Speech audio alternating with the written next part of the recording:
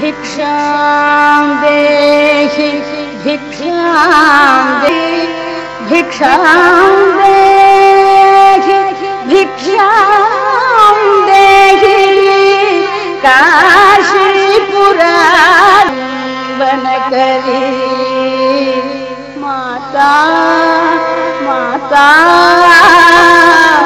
अन्नपूर्णे विष्णुं शशिवर्णं चतुर्भुजं प्रसन्नवदनं ध्यायेत् सर्वविघ्नोपशान्तयेत् गुरुर्ब्रह्मा गुरुर्विष्णुः गुरुर्देवो महेश्वरः गुरुः साक्षात् परब्रह्म तस्मै श्रीगुरवे नमः। व्यासाय विष्णुरूपाय व्यासरूपाय विष्णवे नमो वै ब्रह्मनिधये वासिष्ठाय नमो नमः। कूजन्तं राम रामेति मधुरं मधुराक्षरम् आरुह्य कविताशाखां वन्दे वाल्मीकिकोकिलं श्रुतिस्मृतिपुराणानाम् आलयं करुणालयं नमामि भगवत्पादशङ्करं लोकशङ्करं।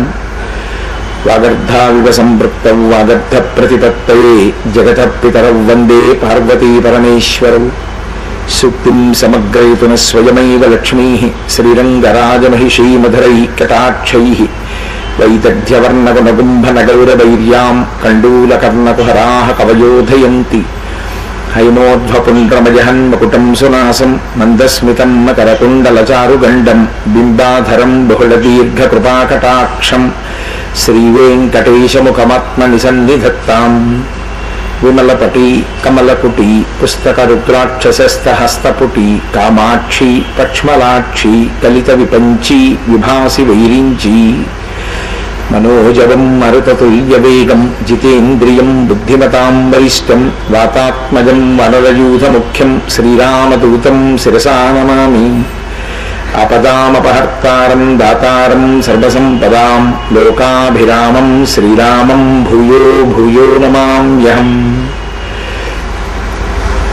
हरिः ओम्। परमेश्वर स्वरूपेण सभకి నమస్కారం। తండ్రి గారు సుబ్బరశివరావు గారని మహానుభావుడు, నాకు ప్రాతస్మరణీయులు, తండ్రిగాను పరమభక్తి తత్పరులుగాను కూడా. వారు మా వంశ ప్రవరణి, మా పినతండ్రులు మా పెద్దతండ్రులు గురించి చెప్పుకుంటూ ఒక పద్యం చేసుకున్నారు. ఆత్రేశగోత్రాన ఆరాధ్య కులమున యాజుషేఖలో నవతరించి విద్యాధికుండవు వీర శరభయాఖ్యుడు అస్మత్ పితామహుండు. అతని సుతుడు రాజకీయోద్యోగి రాజన్న తన యుండు పేరమ్మయ్యను సాధ్వి పేర్మి సుతుగా అని వాళ్ళ అన్నదమ్ముల పేర్లన్నీ చెప్తూ నన్ను సుందర శివనాముడండ్రు, కరుణనీలుము విశ్వేశ కాశికేశ అని చెప్పుకున్నారు ఆయన. ఓ కాశికి ఈశ్వరుడా, ఓ విశ్వేశ్వరుడా, నన్ను కరుణతో ఎలుకో అని కోరుకున్నారు ఆయన. కోరుకుని శంకర శతకము అని గ్రంథరచన చేస్తూ దానికి మకుటంగా మా కుటుంబ చరిత్రనంతటినీ కూడా వివరిస్తూ కాశీ విశ్వనాథుడి యొక్క అనుగ్రహాన్ని అపేక్షించారు. అంతటి మహాభక్తి తత్పరులు మా తండ్రి గారు.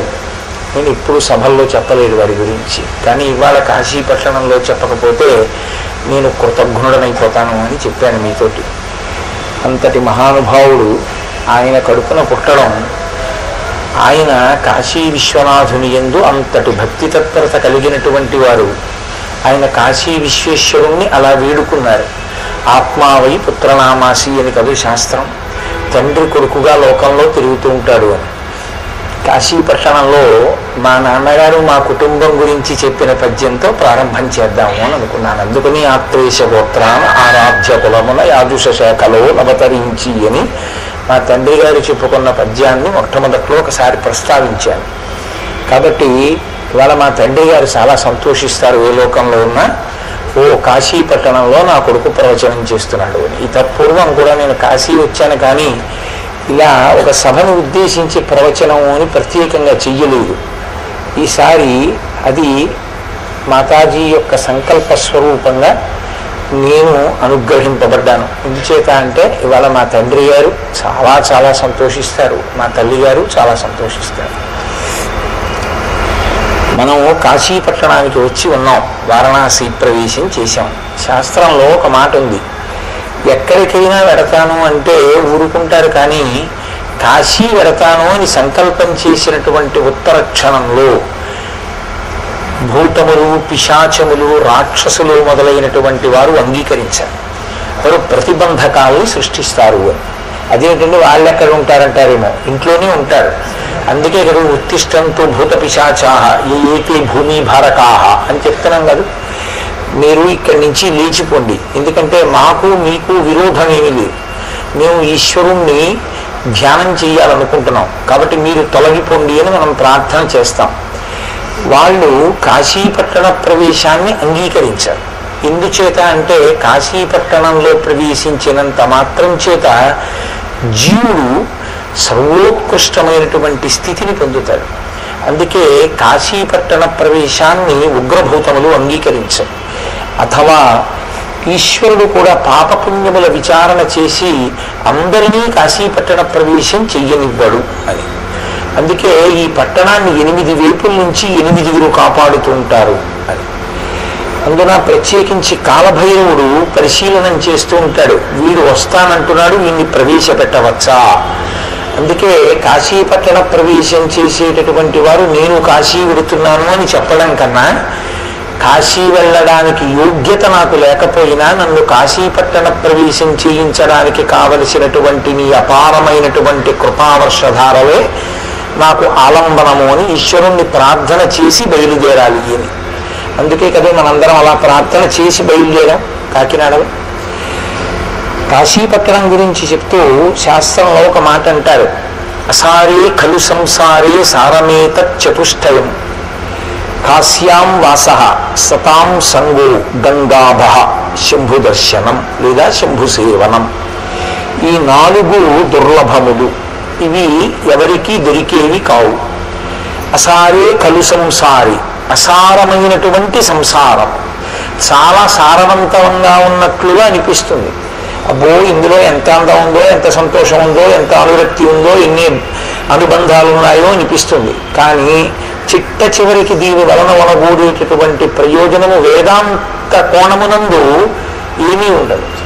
కారణం ఏమి అంటే ఒక్కటే, కొంచెం అలా ఎందుకన్నారు అన్నదాన్ని జాగ్రత్తగా పట్టి గమనించవలసి ఉంటుంది. ఏదో నిరుత్సాహపరచడం కోసం అని చెప్పి మాట చెప్పడం ఆర్యోక్తి కాదు.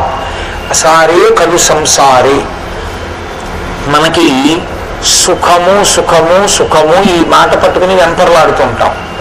ఈ సుఖము అనేటటువంటిది మనకి అనుభవంలోకి రావాలి అంటే దేని వలన రావాలి? దుఃఖము వలన వస్తుంది. అది వేదాంతంలో పెద్ద విచిత్రం. ఎందుచేత అంటే మీరు చూడండి, సుఖము ఎప్పుడు అనుభవిస్తాం? మనకి అవతల వ్యక్తి యందు ప్రేమైనా అంకురించాలి, లేదా జరిగినటువంటి సందర్భం మనకి అనుకూలంగా ఉంది అనన్నా అనిపించాలి. అప్పుడే కదా సుఖంగా ఉన్నామన్న భావన. దీన్ని శాస్త్రం అంది సూర్యోదయానికి అడ్డు వచ్చి తప్పుకున్న చెట్టు కొమ్మ. సూర్యోదయం అవుతుంటుంది, బాలభానుడు వహిస్తూ ఉంటాడు. ఎవరో అక్కడ నిలబడ్డారు, చూడాలనిపించింది అలా బాలభానుడి వంక. అబ్బా ఎంత చక్కటి బింబం చూద్దాం అనిపించింది. కానీ చెట్టు కొమ్మలు అడ్డొచ్చాయి. అరే ఈ చెట్టు కొమ్మలు అడ్డొచ్చాయి, ఎలా సూర్యుడిని చూద్దాం? గాలి వేసి ఇప్పుడు ఆ కొమ్మలు ఇలా తప్పుకున్నాయి, బాలబింబం కనపడింది. అబ్బా ఎంత బాగున్నాడో సూర్యుడు అన్నాడు. నిజానికి అలా అనకూడదు సూర్యోదయ సమయంలో, కానీ ఎంత చక్కగా ఉందో అన్నాడు. వెంటనే మళ్ళీ ఆ కొమ్మలు మూసుకుంది. ఏ కొమ్మలు సూర్యబింబ దర్శనానికి కారణమయ్యాయో ఆ కొమ్మలే మళ్ళీ సూర్యబింబ దర్శనం కాకుండా అడ్డుపడ్డాయి కదా. అంటే అదే సంతోషాన్ని కల్పించాయి, అదే దుఃఖాన్ని కల్పించాయి. అలాగే సంసారమునందుండేటటువంటి అనుబంధములన్నీ అలాగే ఉంటాయి. మీరు బాగా ప్రేమించారనుకోండి ఒకరిని, వారు ఉంటారా? జగత్ అంటేనే జాయితే గచ్చతే ఇది జగత్, వెళ్ళిపోవాలి. మహాపురుషులు వెళ్ళిపోయారు శరీరములతో ఉండకుండా. శంకర భగవత్పాదులు వెళ్ళిపోయారు, చంద్రశేఖరేంద్ర సరస్వతి మహాస్వామి వారు వెళ్ళిపోయారు, చంద్రశేఖర భారతీ స్వామి వారు వెళ్ళిపోయారు. శరీరములు వెళ్ళిపోతాయి. అది ఉండాలని కోరుకోకూడదు కూడా, రాక్షసత్వం అవుతుంది. శరీరమునందు ఆ వెళ్ళిపోతుందన్న సత్యమును రూఢి చేసుకోవడమే మంచిది. కాబట్టి వెళ్ళిపోతాయి శరీరాలు. వెళ్ళిపోయే శరీరములతో తాదాత్మ్యత పెట్టుకున్నాను అనుకోండి, అబ్బా నాకు ఫలానా వ్యక్తి ఉండడం వల్ల ఎంత గొప్ప ఆనందమో అనుకున్నాడు అనుకోండి, ఉంటాడు ఆయన? కుదరదు, వెళ్ళిపోతాడు. ఆయన వెళ్ళిపోతే ఏమవుతుంది? ఇప్పుడు దుఃఖమునకు కారణం అవుతాడు. అలాగే ఒక ఆయన ఉండడం మనకి ఇష్టం లేదు, కానీ ఆయన ఉండకుండా చేయడం దోషం, ఆయన ఉన్నాడని బాధపడ్డము దోషం. కాబట్టి ఏది సుఖమును కల్పించిందో అదే దుఃఖమును కూడా కల్పిస్తూ ఉంటుంది. సంసారమునందుండేటటువంటి లక్షణం ఏమిటంటే ఏ ఒక్కటి అన్ని వేళలా కేవలము సుఖకారకములు కావు. ఇంట్లో వస్తువులు కానివ్వండి, అనుభవించే సుఖాలు కానివ్వండి, అథవా భార్యాబిడ్డలు కానివ్వండి, ఎవరైనా సరే. ఎందుకని అంటే ఒక్కటే, శాస్త్రంలో ఒక మాట అంటారు, మనిషి ఎప్పుడు ఏం కోరుకుంటాడంటే ప్రస్థానమునందు తోడు అడుగుతాడు. ఒక ప్రయాణం చేస్తున్నాడు అనుకోండి, పక్కన ఎవరైనా ఉంటే బాగుండు అంటుంటారు. అది ఒక అలవాటుగా ఉంటుంది. ఎప్పుడూ ఒకరితో ఉండాలి. ఎందుకంటే పుట్టుక నుంచి అది లక్షణం. అమ్మ కడుపులోంచి బయటకు వచ్చినప్పుడు అమ్మ పక్కన ఉంది. ఆ తర్వాత చాలా చాలా అనుబంధాలు వచ్చాయి. ఎప్పుడు ఎవరో ఒకరు ఉండాలని కోరుకుంటాడు. చాలా పెద్ద నిర్వేదం ఎప్పుడు కలుగుతుందంటే దీన్ని జీవుడు విడిచిపెట్టిన ఉత్తర క్షణంలో అందరూ వదిలిపెట్టేస్తారు. కాయము వీడి జీవుడతి కంపిత చిత్తత నీగు చుండవు నాయనయంచు ఎచ్చు నిజ నందన నందినులైన కాని కందూరిని భస్మములు తొలుత దుఃఖమహాంబుది సొచ్చు పత్నియున్ కాయము వీడిరారు కదా చేసిన కర్మము పుణ్యము తప్ప శంకరా. ఏదొస్తుంది? ఇది విడిచిపెట్టి వెళ్ళిపోయే సమయం ఆసన్నం అవుతుంది. ఎందులోంచి జీవుడు ఉత్క్రమణం అవుతుంటాడు, పైకి లేచిపోతుంటాడు. లేచిపోయి బయటికి వస్తాడు. బయటికి వచ్చి చూస్తాడు, కల్లరి బొమ్మయవు కాయంబు నొల్లా ఇంటి దొంగలు పోలు కొడుకుల నొల్లా. ఆ కొడుకు ఇంటి దొంగ లాంటి వాడు. వాడు ఆ తర్వాత అన్ని వెంటనే నాన్నగారి death certificate, legal heir certificate పట్టుకెళ్ళి అన్ని తన పేరు మీదకి మార్చుకుంటాడు. వాడు ఇంటి దొంగ అని అప్పుడు తెలుస్తుంది. ఇది కల్లరి బొమ్మయవు కాయమ్ము నొల్లా. దీనికి ఎన్ని ఫెయిరింగ్లో నీళ్ళు, ఎన్ని పౌడర్లు, ఎంత అల్లరి. ఆఖరికి ఇది కాలిపోయింది కట్టెల్లో. చూస్తూ ఉంటాడు తనే పైన నిలబడి. అరే ఇవన్నీ వెళ్ళిపోయాయి, పోయి తోడెవరు వస్తారు? కాయము వీడి జీవుడికి కంపిత చిత్తత ఎగుచుండా భయపడి వెళ్ళిపోతుంటే కందోయిని భస్మము తొలుత దుఃఖమహాంబుది సొచ్చు పత్నియున్. ఏడుస్తూ గుమ్మం దగ్గర నిలబడిన భార్య కానీ, కడుపున పుట్టిన బిడ్డలు కానీ ఎవ్వరూ రారు. ఇక ఆ అనుబంధం ఆ జీవుడికి ఆ శరీరంతో ఉన్నది అక్కడతో తెగిపోయినంతే. నాన్నగారేరి వెళ్ళిపోయాడు, ఆయన ఏరి వెళ్ళిపోయాడు, పినతండ్రి ఏరి వెళ్ళిపోయాడు. ఆయన ఎందు ఎవరెవరు ఏ అనుబంధములను ఆరోపించారో ఆ ఆరోపణలన్నీ తెగిపోతాయి. అప్పుడు ఏమిటి మిగల్చుకో వెళ్ళినట్టు? వీటితో పెట్టుకున్నవన్నీ ఏమైనట్లు? ఏమీ పట్టుకురాలేదు జీవుడికి. కాబట్టి అది అసారే కలు సంసారే. నీ జీవుడికి సారవంతం చెయ్యలేదు. నువ్వు పెట్టుకున్న ఏ అనుబంధము నీకు ఉద్ధరణ హేతువు కాలేదు. ఈశ్వరుడితో పెట్టుకున్నది, భక్తులతో పెట్టుకున్నది నీకు ఉద్ధరణ కారకం. అది సంసారము కాదు. అందుకే అసారే కలు సంసారే సారమేత చతుష్టయం. 4 సారవంతములు, మిగిలినవి ఏవి సారవంతములు కావు. శంకరులు ఒక చోట అద్భుతమైన శ్లోకం ఇచ్చారు. అదొక్కటి ప్రతిరోజు బి కాంప్లెక్స్ క్యాప్స్యూల్ వేసుకున్నట్లే ఆ శ్లోకాన్ని ప్రతిరోజు ఒక్కసారి తలుచుకుంటే వెర్రి ఉండదు. ఆయన అన్నారు, కింవానేన ధనేన వాజికరి విప్రాప్తేన రాజ్యేన కింవా పుత్ర కలత్ర మిత్ర పశుభిర్దేహేన గేహేన కిం జ్ఞాతైతక్షణ భంగురం సపదిరోత్యద్యం మనోదూరత స్వాత్మార్థం గురువాక్యతో భజ భజ శ్రీ పార్వతీ వల్లభం. గురువాక్య శ్రవణం ఇందుకు చేయమన్నారు. కింవానేన ధనేన వాజికరిభి. సంపాదించి తెచ్చినవి చాలా ఉన్నాయి. ఏవి వస్తాయి తనతో? అన్నిటికన్నా ముందాగిపోయేది ఇది కింవానేన ధనేన. జీవితంలో లేచి ఉన్న సమయంలో చాలా భాగాన్ని దేని కొరకు అత్యంత శ్రద్ధతో వెచ్చించాడు? ఐశ్వర్య సంపాదన కొరకు. కేవలం డబ్బంటే డబ్బని కాదు, భోగస్థానములన్నీ. ఏమయ్యాయి ఇవన్నీ? ఏది కనీసంలో కనీసం కించిత్ కదలలేదు. తాను అన్నిటినీ కదిలించి తనదిగా తెచ్చాడు. ఇది నాది, ఎక్కడి నుంచో తెచ్చి ఇంట్లో పెట్టాడు. ఇప్పుడు అది ఆయన వెళ్ళిపోతున్నాడు, కనీసం కదలదు. అది కదలదు, అది ఏమీ బాధ వ్యక్తం చేయదు. ధనము రాదు, కింవానేన ధనేన వాజికరిభి, గుర్రాలు ఏనుగులు, ఈ రోజుల్లో అయితే వాహనాలు అసలు ఆ కార్ల షెడ్లోంచి కార్యం బయటకు వచ్చి చూస్తున్నాడు యజమాని వెళ్ళిపోతున్నాడని, అదేం చూడదు. వాజికరిభి ప్రాప్తేన రాజ్యేన కిం, ఇక రాజ్యం గురించి ఏం చెప్పాలి? కారే రాజులు రాజ్యములు గెలువరే గర్వోన్నతిం పొందరే వారేరి సిరి మూట కట్టుకొని పోవంజాగిరే భూమిపై పేరైనం కలదే శిబి ప్రముఖులను ప్రీతిం యశక్కాములయ్యే కొల్తలు వాళ్ళంతల పరే కాలమున్ భార్గవ అంటారు పోతన గారు. నేను భూమిపతిని అన్నవాళ్ళు కోట్ల కోట్ల మంది ఉన్నారు. ఏది పేరు కూడా తెలియదు చాలా మంది. ఇప్పుడు వాడు ఉన్నన్నాళ్ళు భూమిపతిని అన్నాడు, వెళ్ళిపోయాడు. కాబట్టి కింవానేన ధనేన వాజికరిభి ప్రాప్తేన రాజ్యేన కిం కింవా పుత్ర కలత్ర మిత్ర పశుభి గేహేన గేహేన కిం. ఇక భార్య, పిల్లలు, స్నేహితులు ఇవన్నీ ఎక్కడ ఉన్నాయి? ఆఖరి ఊపిరి బయటికి వెళ్ళిపోగానే దాంతో సంబంధం అంతా తెగిపోయిందంటే అందరూ వదిలిపెట్టేశారు. గేహేన కిం, శరీరమే తోడు రాదు, అదే కాలిపోతుంది. ఇక్కడ శరీరం ఇక్కడ వదిలిపెట్టేస్తాం. కాబట్టి గేహేన గేహేన కిం. మరి ఏవి నీ జీవుణ్ణి ఉద్ధరించేవి కావు, నీ జీవుడితో వచ్చేవి కావు, నీకు రక్షణ ఉద్ధరణ కల్పించగలిగేవి కావు. దాని మీద మాత్రం జాగృతి ఎందు ఉన్నంత తాదాత్మ్యత వేరొక దాని ఎందు ఉండదు. శంకర భగవత్పాదులు ఏదైనా చెప్పారు అంటే పరిశీలించుకో అని ఆయన ఉద్దేశ్యం. జగద్గురువులు కనుక మరొక మాట మాట్లాడితే ఎలా మాట్లాడతారంటే నాలా ఊకదంపుడుగా మాట్లాడరే. ఆయన ఒక్క పాదం చెప్తారు, నాన్న బాగా విచారణ చెయ్యి. కింవానేన ధనేన, జబ్బు కోసం వెంటలాడి తిరుగుతున్నాయా? జీవుడు వెళ్ళినప్పుడు వస్తుందా? జీవుడు కాశీకి వెళ్ళాడు. జీవుడు శరీరాన్ని తీసుకుని దీన్ని ఉపకరణంగా తీసుకుని కాశీకి వెళ్ళాడు, గంగలో మునిగాడు. అది వస్తుంది నీకు తోడుగా, డబ్బు రాదు. ఇప్పుడు డబ్బుని గబ్బుగా దాచుకునే ప్రయత్నం చేయకు, డబ్బుని కాశీయాత్రకు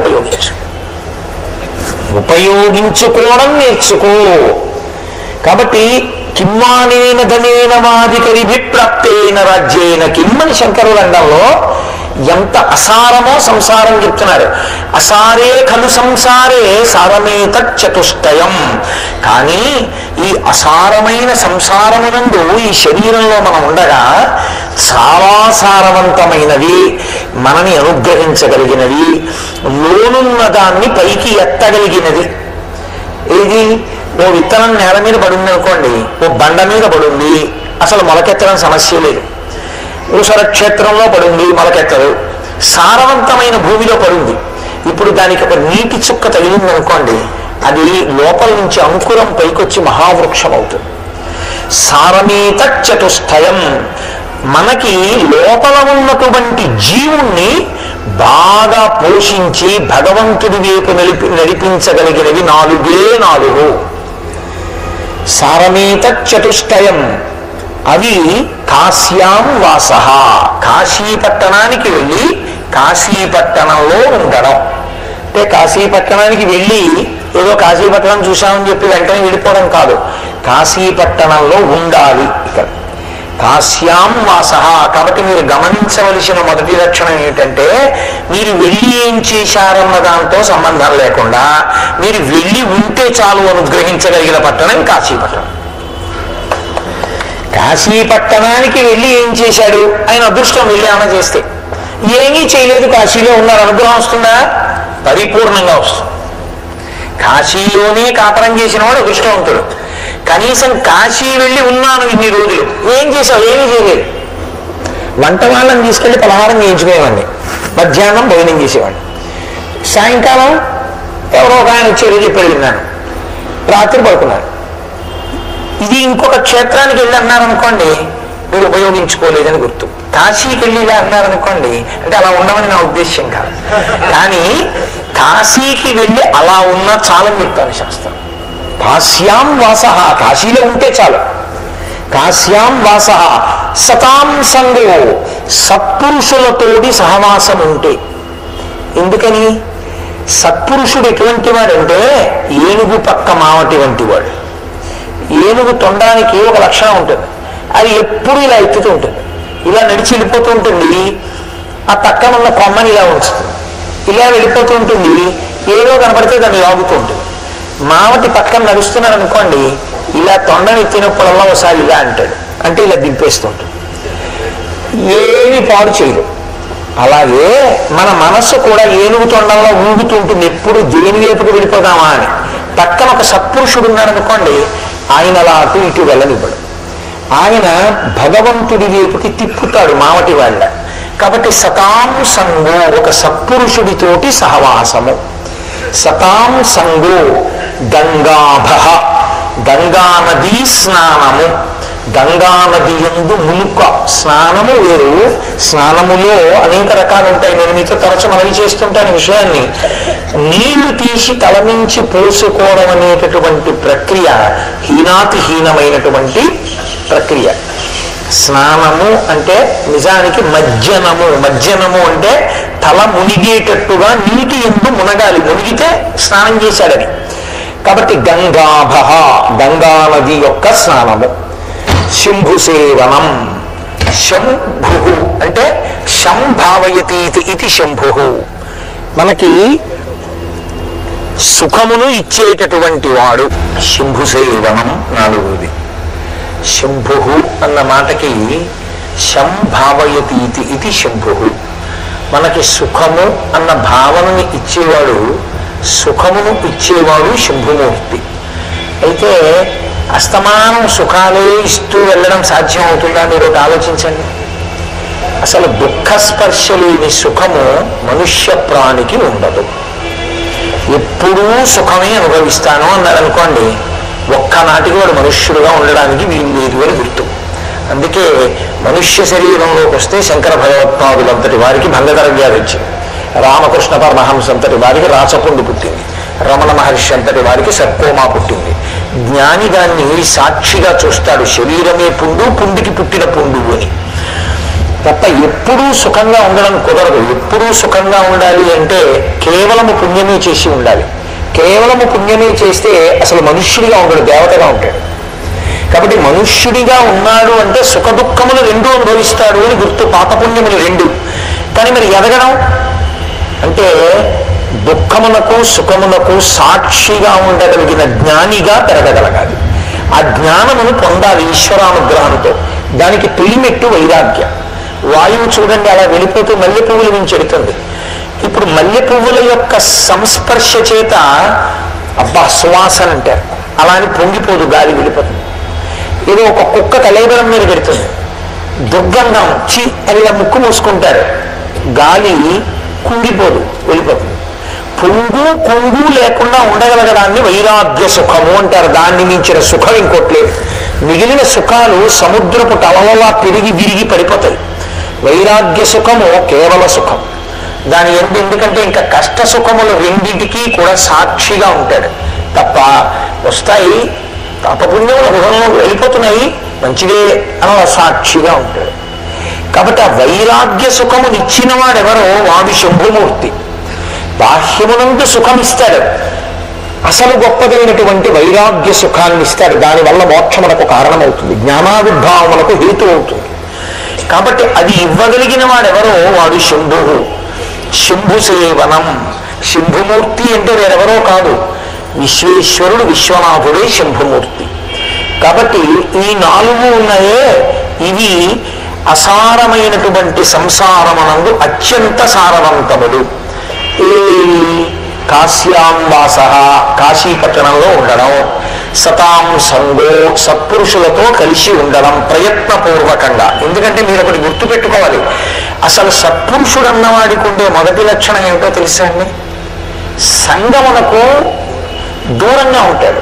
ఎందుచేత అంటే ఆయనకి అదంత పెద్ద ఇష్టం కాదు. లోకంలో మీరు ఎప్పుడైనా గమనించారో లేదో, మనిషి మనస్సుకి ఆలంబనం కావాలి. అది ఎప్పుడూ కూడా ఏదో ఒక సుఖాన్ని అడుగుతుంది. దానికి పని ఏంటంటే మనసుది దుఃఖాన్ని అడగదు.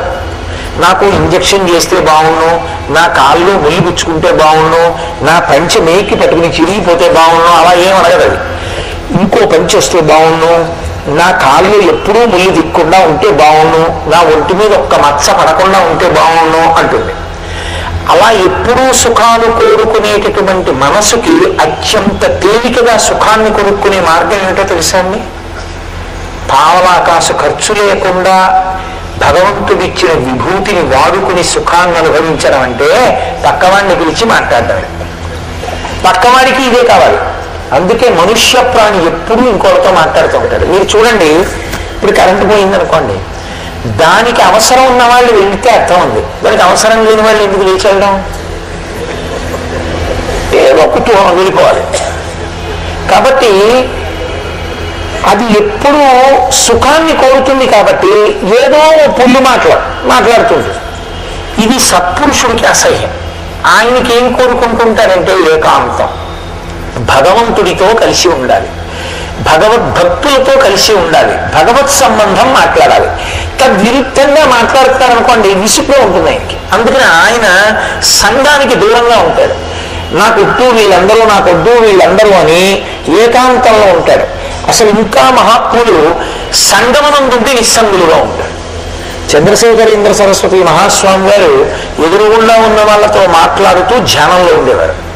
ఎంత ఆశ్చర్యం! అలా ఉండగలరు మహాపురుషులు. కాబట్టి వారికి సుఖమునందు వెంపర్లాట ఉండనే ఉండదు. వారికి ఎప్పుడు ఏకాంతం ఏకాంతం ఏకాంతం. అంటే ఏది ఒక్కటే ఉందో ఆ ఒక్కటిగా తాను ఉంటాడు. ఆ ఒక్కటిగా ఉన్నది ఆత్మ, దానొక్కటిగా ఉంటాడు. అందుకే రామకృష్ణ పరమహంస లోకంలో ఎంగిలిక అనేది ఒక్కటే ఉంది అనేవారు. ఏది అంటే ఆత్మ ఒక్కటే. ఎందుకంటే మిగిలినవి ఏవైనా వర్ణించాననుకోండి, నేను చంద్రబింబాన్ని వర్ణిస్తే నా నోట్లోంచి వర్ణింపబడింది కాబట్టి నాలిక ఎంగిలి చంద్రబింబానికి తగిలినట్టే చంద్రుడి గురించి వర్ణిస్తే చంద్రుడు ఎంగిలి అయ్యాడు, సూర్యుడి గురించి వర్ణిస్తే సూర్యుడు ఎంగిలి అయ్యాడు. ఆత్మని చెప్పడం కుదరదు. ఎతో వాక్యు నివర్తంతే అప్రాప్య మనసా సహా. ఇక మనసు వాక్కు ఎక్కడ చెప్పలేక అనుభవంలోకి మాత్రమే వస్తుందో అది ఆత్మ. కాబట్టి ఆత్మ వాక్కుల చేత చెప్పబడదు. కాబట్టి ఆత్మ ఒక్కటే ఎంగిలి కాలేదు అనేవారు రామకృష్ణ పరమహంస. కాబట్టి అదిగో అటువంటిది ఇవ్వగలిగిన వాడెవరో, అటువంటి సుఖం ఇవ్వగలిగిన వాడెవరో, అటువంటి భాగ్యాన్ని జీవితంలో భగవద్భక్తితో హాయిగా ఎప్పుడు ఏదో భగవంతుడి గురించి ఆలోచిస్తూ, చదువుకుంటూ, జపం చేసుకుంటూ, స్మరిస్తూ, ధ్యానం చేస్తూ పరవశించిపోదామని ఏకాంతం కోరుకోగలిగినటువంటి స్థితికి ఎదగగలిగితే వాడు ధన్యాత్ముడు. సుఖదుఖముల యందు సమస్థితిలో నిలబడగలిగితే వాడు ధన్యాత్ముడు. అది ఇవ్వగలిగిన వాడు శంభుమూర్తి, విశ్వనాథుడు. కాబట్టి సతాం సంగో గంగాభ శంభు సేవనం, గంగా స్నానము, శంభు సేవనము, ఇవి 4 అంత గొప్పవి.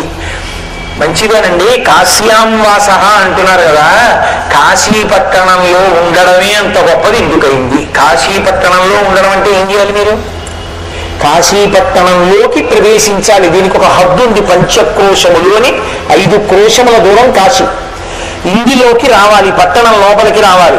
వస్తే ఇక్కడ సంకల్పం చెప్పేటప్పుడు అనేకమైన పేర్లు చెప్తారు. మహాశ్మశాని అంటుంటారు. కాబట్టి దీనికి మహాశ్మశానం అని ఒక పేరు వారణాసి పట్టణానికి.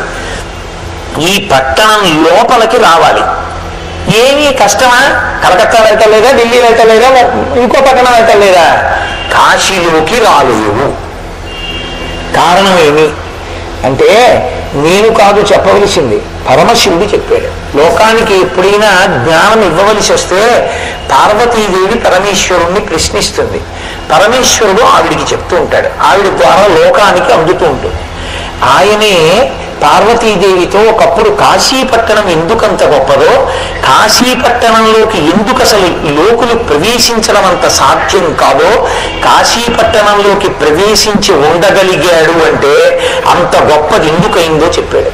చెప్తూ ఆయన అన్నాడు, అనిశంబు మన చేత అవిముక్తమయ్యుంట ముగ్ధాక్షి ఇది అవిముక్తమయ్యి, మనకు ఆనందంబునరించు కావున ఆనంద విపినాభిదానమయ్యి. ఓ పార్వతి, దీనికి ఎన్ని పేర్లు ఎందుకు వచ్చాయో నేను చెప్తున్నాను విను.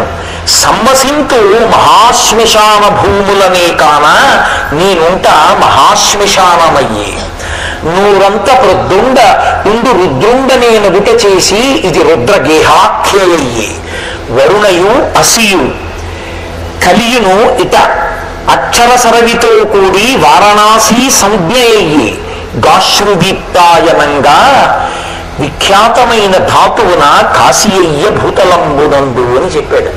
ఓ పార్వతి, పట్టణానికి ఒక్కటే పేరు కాదు, అనేకమైన పేర్లు ఉన్నాయి. దీనికి ఈ పేర్లు ఎందుకు వచ్చాయో తెలుసా? అనిశంబు మన చేత అవిముక్తమయ్యుంట ముగ్ధాక్షి ఇది అవిముక్తమయ్యే. ఈ పట్టణాన్ని నేను ఎప్పుడూ విడిచిపెట్టను. ఇప్పుడు మీకు వెంటనే ఒక అనుమానం వస్తుంది, అసలు భగవంతుడు లేని ప్రదేశం ఉంటుందా అండి? ఉండదు కదా. మరి ఈ పట్టణం ఒక్కటి నేను ఎప్పుడూ విడిచిపెట్టను అని ఎందుకన్నాడు శివుడు? అంటే ఎంత పవిత్రమైన ప్రదేశమైనా ఆ ప్రదేశమంతా కూడా మహాప్రలయమునందు పరమేశ్వరుని యందు లీనమైపోతుంది. అప్పుడు ఇంకా ఏమి ఉండవు. పోతన గారు భాగవతంలో వర్ణిస్తారు, లోకంబులు లోకేశులు లోకస్తులు తెగిన తుది అలోకంబు పింజీకటి కావల యవ్వండేకాకృతి వెలుగు అతని నేసేవింటుందంటారు. అప్పుడు లోకాలు ఉండవు, లోకస్తులు ఉండరు, అంటే ఇందులో ఉండేవారు ఉండరు, లోకేశులు వీటిని పరిపాలించే వాళ్ళు ఉండరు. తెగిన తుది ఇవన్నీ కూడా నీటిలో కలిసిపోయిన తర్వాత సూర్యచంద్ర ప్రకాశం ఆగిపోతే కటిక చీకటి ఆవరిస్తుంది. అలోకంబకు పింజీకటి కావల యవ్వండేకాకృతి వెలుగు, వీటికి అవతల ఒక్క ఆయన ఉండిపోతాడు. నతత్ సూర్యో భాతి చంద్ర తారకం నేమా విద్యుతో భాతి కుతోయమగ్ని, అక్కడిక సూర్యచంద్రుడు ఎవరుండరు, ఆయన ఒక్కడే ప్రకాశిస్తూ ఉంటాడు. అలా ప్రకాశించేటటువంటి పరమాత్మ ఒక్కడు ఉండిపోయి ఈ సమస్తమైనటువంటి బ్రహ్మాండములు లయమైపోతాయి, మహాప్రలయంలో అయిపోయి పరమేశ్వరుడిలో చేరిపోతాయి. అది మైనపు ముద్ద నల్లపూసల మధ్యలో పడి దొల్లితే, లేదా ఇలా ఇలా ఇలా అంటే నల్లపూసలన్నీ ఎలా అంటుకుంటాయో అలా బ్రహ్మాండములన్నీ పరమేశ్వరుడికి అంటుకుపోతాయి, ఆయనలోకి వెళ్ళిపోతాయి. ఆ వెళ్ళిపోయేటటువంటి ప్రక్రియని మహాప్రలయము అంటారు. ఆ మహాప్రలయమునందు ఆయన చేసే తాండవానికి ఆవిడొక్కతే సాక్షి, ఇంకెవ్వరు ఉండరు. అందుకే మహాప్రలయ తాండవ సాక్షిని అని పేరు ఆవిడికి. వాళ్ళిద్దరే ఉంటారు. తర్వాత ఆవిడ కూడా ఆయన సంకల్పము అణిగిపోయిన రూపంలో ఆయనలోకి వెళ్ళిపోతుంది. అందుకే పురమధి తురహో పురుషిక అంటారు శంకరాచార్య వారి సౌందర్యలహరిలో. నేనన్న భావన కూడా ఉండదు శివుడికి. తనలో తాను ధ్యానంలో మునిగిపోయి తానొక్కడుగా ఉండిపోతాడు. అప్పుడిక రెండవ పదార్థం అన్న కదలిక ఏదీ ఉండదు. కానీ అప్పుడు కూడా ఈ కాశీ పట్టణాన్ని మాత్రం మహాప్రలయంలో ఈశ్వరుడితో కలవదు. కలవకుండా దీన్ని ఒక్కదాన్ని ఆయన త్రిశూలం మీద పైకెత్తుతాడు. పైకెత్తి త్రిశూలం మీద నించోబెడతాడు. అంటే ఈ పట్టణం మహాప్రలయమునందు ఈశ్వరుడితో కలిసి పునఃసృష్టిని పొందదు. పునఃసృష్టిని పొందకుండా ఎప్పటికీ అలాగే ఉండిపోతుంది. ఆయనకి ఈ పట్టణం మీద అంత ప్రేమ, అంత ఇష్టం. అసలు నిజంగా ఒక మాట చెప్పాలంటే పార్వతీదేవి ఒక భార్య అయితే కాశీ ఒక భార్య పరమశివుడికి. పరమేశ్వరుడికి నలుగురు భార్యలు అని లోకంలో ఒక ప్రతీతి. గంగ యొక్కతే, గౌరి యొక్కతే, ఆకాశ గంగ యొక్కతే, కాశీ యొక్కతే, దక్షిణ కాశీ యొక్కతే, శంభునకు లోకనాయకునకు రాణివాసంబుల్ అనురాగ రసము పేర్మి అంటాడు శ్రీనాథుడు. ఈ నలుగురు పరమశివుడికి ఇల్లాళ్ళు. ఎవరు? గౌరీ యొక్కతే. గౌరీ అంటే పార్వతీదేవి. పార్వతీదేవి ఒక భార్య, మొదటి భార్య. గౌరీ యొక్కతే, ఆకాశ గంగ యొక్కతే.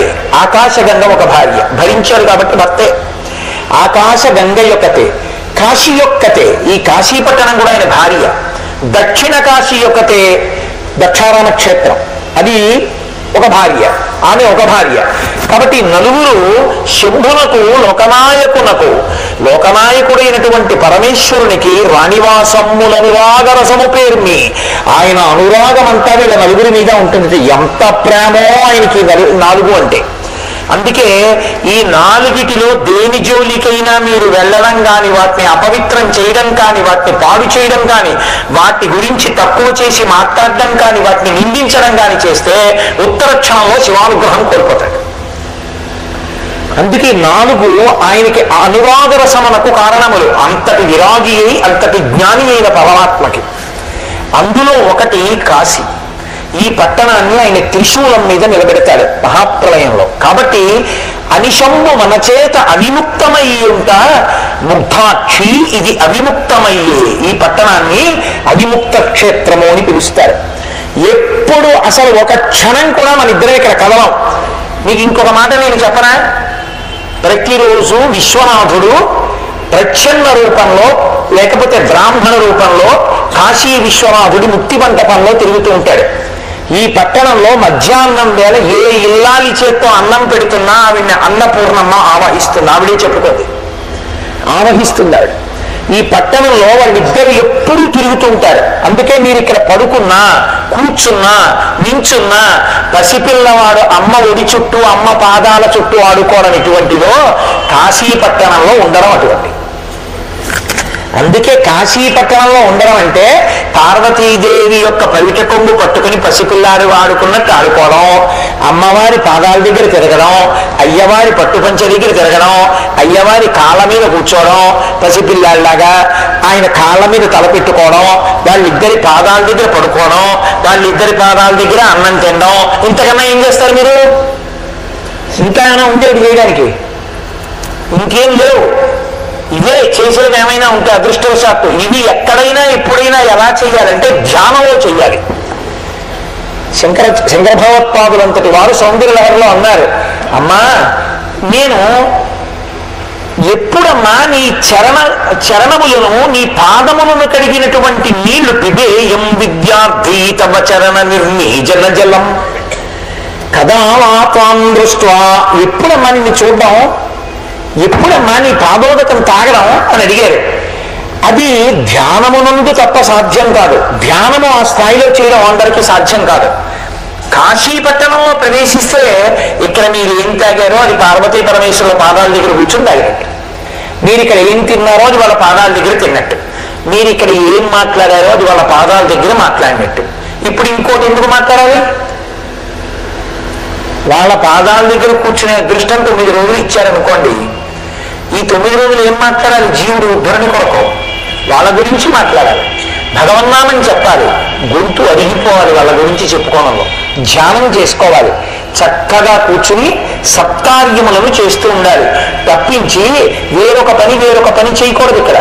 కాబట్టి అనిశంభు మన చేత అవిముక్తమయ్యుంట ముగ్ధాక్షి ఇది అవిముక్తమయ్యి మనకు ఆనందంబునరించు కావున ఆనంద విపినాభిధానమయ్యే. దీన్ని ఆనందకాననము, ఆనందవనము అని పిలుస్తుంటారు, ఆనందకాననము అని పిలుస్తారు. ఎందుకు పిలుస్తారో తెలుసా? అడిగి ఆనందకాననమునకు అంటారు, ఆనందకాననానికి వెళ్ళొచ్చాడు ఆయన అంటారు. ఎందుకని అంటే ఇది మనకి ఆనందాన్ని ఇస్తుంది పార్వతి అన్నాడు ఆయన. ఈ పట్టణం అంటే ఆయనకు అంత ఇష్టంట. ఆయన ఇక్కడే తిరుగుతూ ఉంటాడు, ఎప్పుడు ఇక్కడే బయటికి వచ్చి వైశ్వదేవం చేసినటువంటి వాళ్ళు ఎవరైనా ఉంటే అన్నం తిందామని ముక్తి మంటపంలో తిరుగుతూ ఉంటాడు. ఇంకా చిత్రం ఏంటో తెలుసా అండి? ముక్తి మంటపంలో దక్షిణామూర్తిగా కాలు మీద కాలేసి కూర్చుని ఎవరికి జ్ఞానమిచ్చి అనుగ్రహిద్దామనుకున్నాడో వాళ్ళకి అక్కడే కూర్చుని విశ్వనాథ మంటపంలోకి వెళ్ళినప్పుడు జ్ఞానాన్ని అనుగ్రహిస్తాడు. అంత గొప్ప క్షేత్రం కాశీ క్షేత్రం. అందుకని మనకు ఆనందంబునరించు కావున ఆనంద విపినాభిధానమయ్యే. మన అనుమతి లేని వాడు ఇక్కడికి రాడు. మన అనుమతితో లోపలికి వచ్చిన వాడు అంటే వాడు మనవాడయ్యున్నవాడు అని గుర్తు. ఎవడు పాపిష్టయో, ఎవడు దుష్కర్మముల యందు ఉంటాడో అటువంటి వాణ్ణి నేను ఇందులోకి రానివ్వను. చూస్తూ ఉంటాడు కాలభైరవుడు, చూస్తూ ఉంటాడు డుంటి గణపతి. కాబట్టి వాళ్ళు రారు.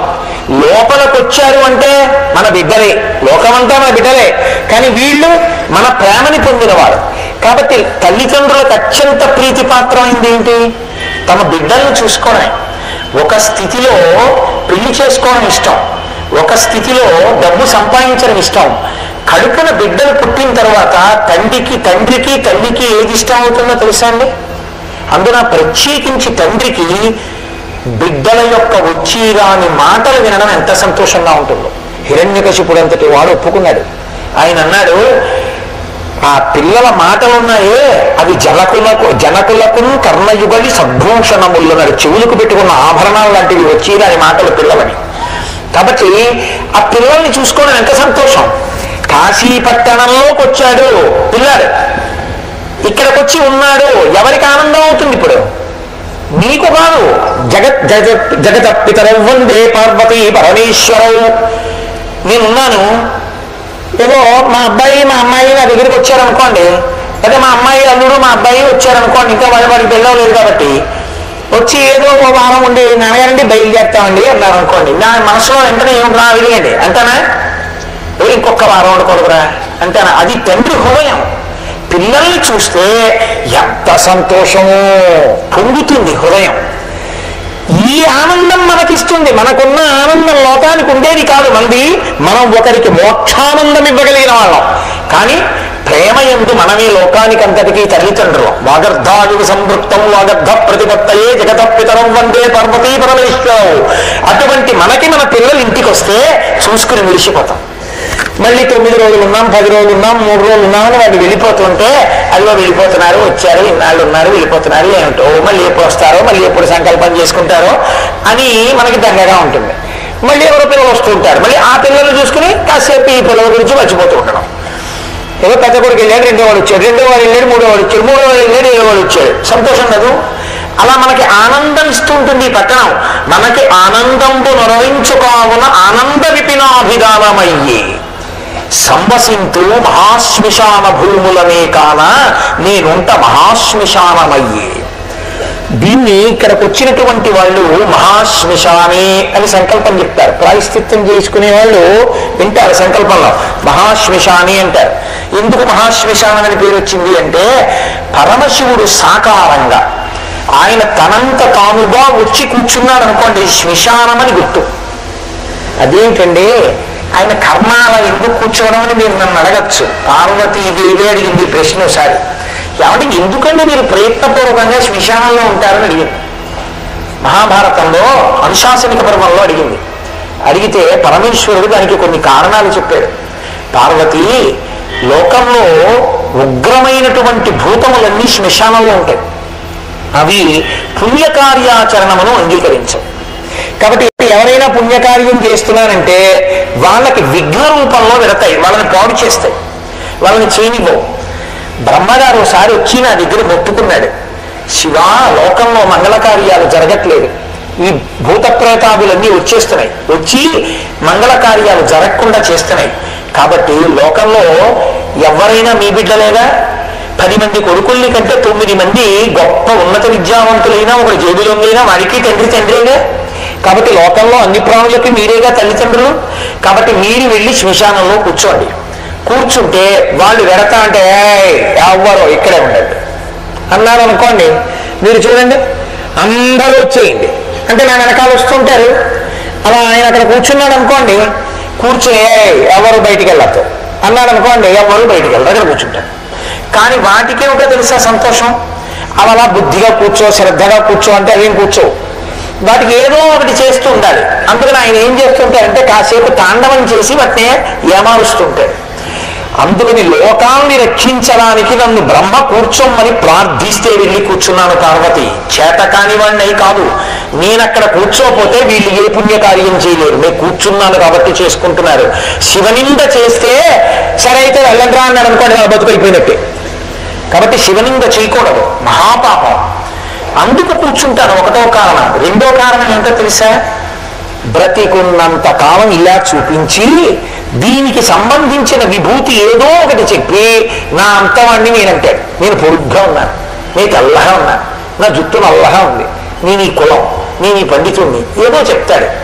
ఒక్కసారి ఊపిరి పైకొచ్చేశాక దాన్ని తాటికేసి కట్టి తీసుకొస్తాడు. తీసుకొచ్చేసిన తర్వాత దాన్ని కాల్చుకుంటాడు. అప్పుడు వాడు అందులోంచి బయటకు వచ్చి చూసుకుంటుంటాడు. అప్పుడు నేను పండితుడిని, నేను తెల్లగా ఉంటాను, నేను పొడుగ్గా ఉంటాను, నా జుట్టు నల్లగా ఉంటుంది, నాకు శ్లోకాలు వచ్చు, వ్యాఖ్యానాలు వచ్చు, నేను అధికారిని, నీ డబ్బున్నవాడిని, ఇవేం లేదు. ఇంతమంది ఇన్ని చెప్పి నేను ఇది నేను అది వాడికన్నా ఇంత గొప్పవాణ్ణి అన్న వాళ్ళందరూ అక్కడొక్క చోట సమానంగా నిలబడతారు. పార్వతి, అప్పుడు చూడాలి తమాషా. అది చూడ్డానికి నించుంటారు. మూడో కారణం ఏంటో తెలుసా, బతికి ఉన్నన్నాళ్ళు నా వాళ్ళని అందరితో గడిపాడు.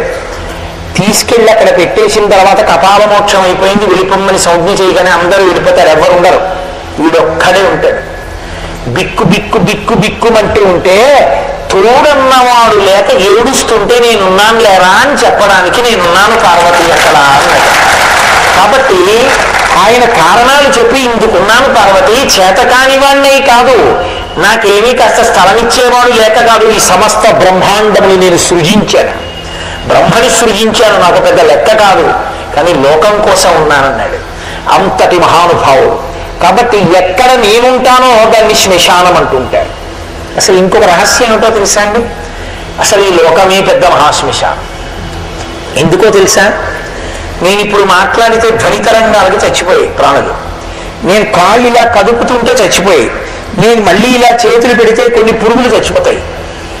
నా నోట్లోకి వెళ్ళి కొన్ని చచ్చిపోతాయి. మీ అందరూ కూర్చున్నప్పుడు మీ కింద కూర్చుని ఎన్నో చచ్చిపోయాయి.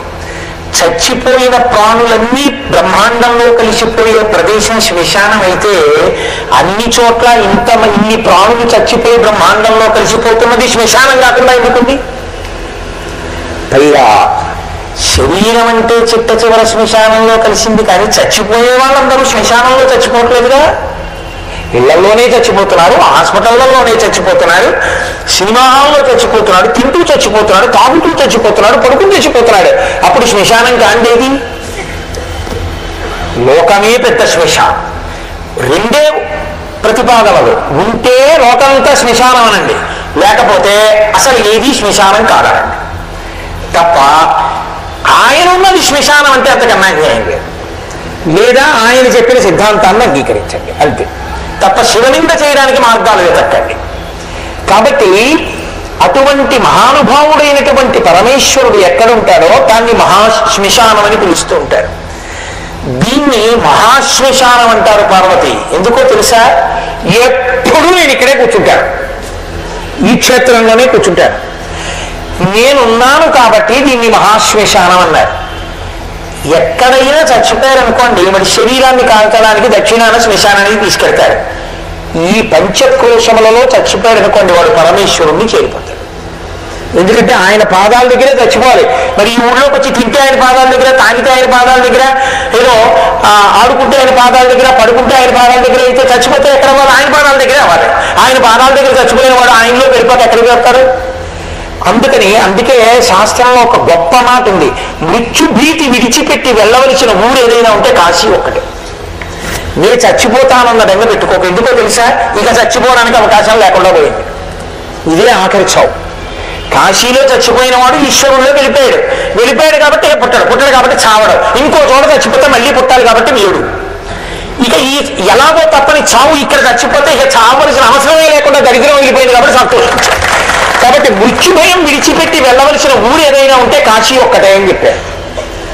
కాబట్టి పార్వతి అనిశంబ మన చేత అవిముక్తమయ్యుంక ముగ్ధాక్ష ఇది అవిముక్తమయ్యి మనకు ఆనందంబునరించు కావున ఆనంద విపినాభిధానమయ్యి సంవసింతు మహాశ్మశాన భూములనే కాన ఇది నేనుంటా మహాశ్మశానమయ్యి ఊరంత పృద్ధుంత ఉండు రుద్రుండనే నగుట చేసి ఇది రుద్రగేహాఖ్యయ్యి. రుద్ర అన్న శబ్దానికి అనేకమైన అర్థాలున్నాయి. ప్రధానంగా ఏడుపుని తీసేసేవారు రుద్రుడు. ఏడుపు ఎప్పుడు ఉంటుంది? దీంతో ఉంటే ఏడుపు. దీనికో చేమ పుట్టిందో, తేలు పుట్టిందో, పాము పుట్టిందో, లేకపోతే దీనికో కొడుకుట్లేదనో, కూతురుట్లేదనో, పుట్టిన కూతురికి పెళ్ళలేదనో, పెళ్ళైతే అది ఎక్కడికో ఏదో దేశాలు వెళ్ళిపోయిందని మన దగ్గర లేదనో, ఈ ఏడుపులన్నీ ఇది ఉంటాయి.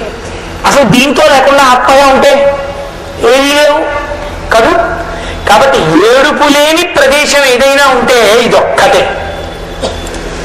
ఇప్పుడు చచ్చిపోయిన వాడి గురించి ఏడుపు ఎందుకు ఏడవాలండి అంటే, ఎందుకు ఏడవాలో తెలుసా? నిజానికి వాడు చనిపోతున్నప్పుడు వాడి బ్రహ్మస్థానం బద్దలవలేదని ఏడవాలి. అరే వీడి ఇంత గొప్ప శరీరంలోకి వచ్చాడురా, వీడి ప్రాణోత్క్రమణం అయినప్పుడు తల చెట్ల లేదు కాబట్టి వీడు మళ్ళీ వస్తాడు శరీరంలో. ఇందుకు ఏడవాలి. కాబట్టి ఏం చేస్తారు? అలా బాగా ఉండదు 10 మందికి చెప్తేనని కట్టెల మీద పెట్టి తల పగిలిపోయిన తర్వాత మా వాడికి కపాల మోక్షం అయిపోయిందని పోయి స్నానం చేసి ఇంటికి వచ్చేస్తారు. అదో దొంగ మళ్ళీ. ఇక్కడ పోతే వాడికి కపాల మోక్షం అవ్వలేదని అక్కర్లేదు. ఇక్కడ పోయినవాడు ఈశ్వరుల్లో కలిసిపోయాడు. కాబట్టి నేను ఏడుపులు తీసేస్తుంటాను. ఇక్కడ ఏడవడానికి కారణం లేదు. పోయాడని ఏడవడానికి ఏం లేదు. నువ్వు జాగ్రత్త పడు, వాడు వెళ్ళిపోయిన మార్గం నీకు దొరకద్దు. అందుకని వాడు కాశీలో పోయాడు, నువ్వు ఎక్కడ పోతావు? వాడు కాశీలో పోయాడంటే ఇక మళ్ళీ రాడు, వాడు అదృష్టవంతుడు. ఇప్పుడు నువ్వు ఏడవడం కాదు, తస్మాత్ జాగ్రత్త, నేను అలా ఉంటానా కాశీపట్టణంలో సమయంలో అని నీ గురించి ఏడవాలేమో కానీ వాడి గురించి ఏడవడానికి లేదు. నీ గురించి నువ్వు ఏడవడం అంటే నీ గురించి నీకు పరాకొచ్చింది కాబట్టి మంచి లక్షణంలో ఉన్నావు, అది ఏడుపు కాదు. ఉత్తమమైన శోకమే కాదు. కాబట్టి ఇప్పుడు రుద్రగేహాఖ్యయ్యే వరుణయు అసియు కూడిట. ఇక్కడ వరుణ అసి అన్న రెండు నదులు గంగానది ప్రవాహం అర్ధచంద్రాకారంలో ఉంటే ఒకటి ఒక చివర ఒకటి దాంతో సంగమిస్తాయి. సంగమించినప్పుడు అది చూడ్డానికి ఎంత అందంగా ఉంటుందో, ఇలా గంగా అర్ధచంద్రాకారంగా ఉంటుంది. ఒక చివర అసి, ఒక చివర వరుణ, రెండు గంగా నదిలో కలుస్తాయి. కలిసినప్పుడు అది ఎంత అందమైనదో. అందుకని అక్షరసరవి చేత వారణాసి అయ్యి అక్షరములను కలిపేశాం.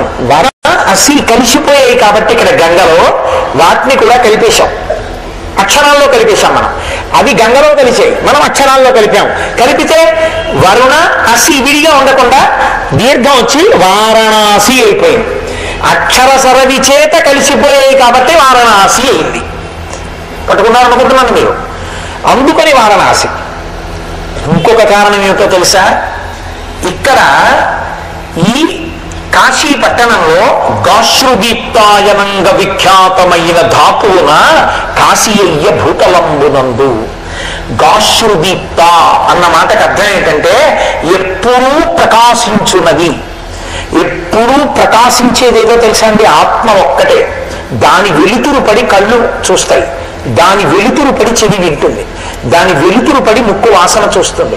శంకర భగవత్పాదులు దక్షిణామూర్తి స్తోత్రంలో చెప్తారు, ఒక దీపం పెట్టి కుండకి కన్నాలు పెట్టి 5 కన్నాలు బోర్లించారనుకోండి, 5 కన్నాల నుంచి వెలుతురు వస్తుంది.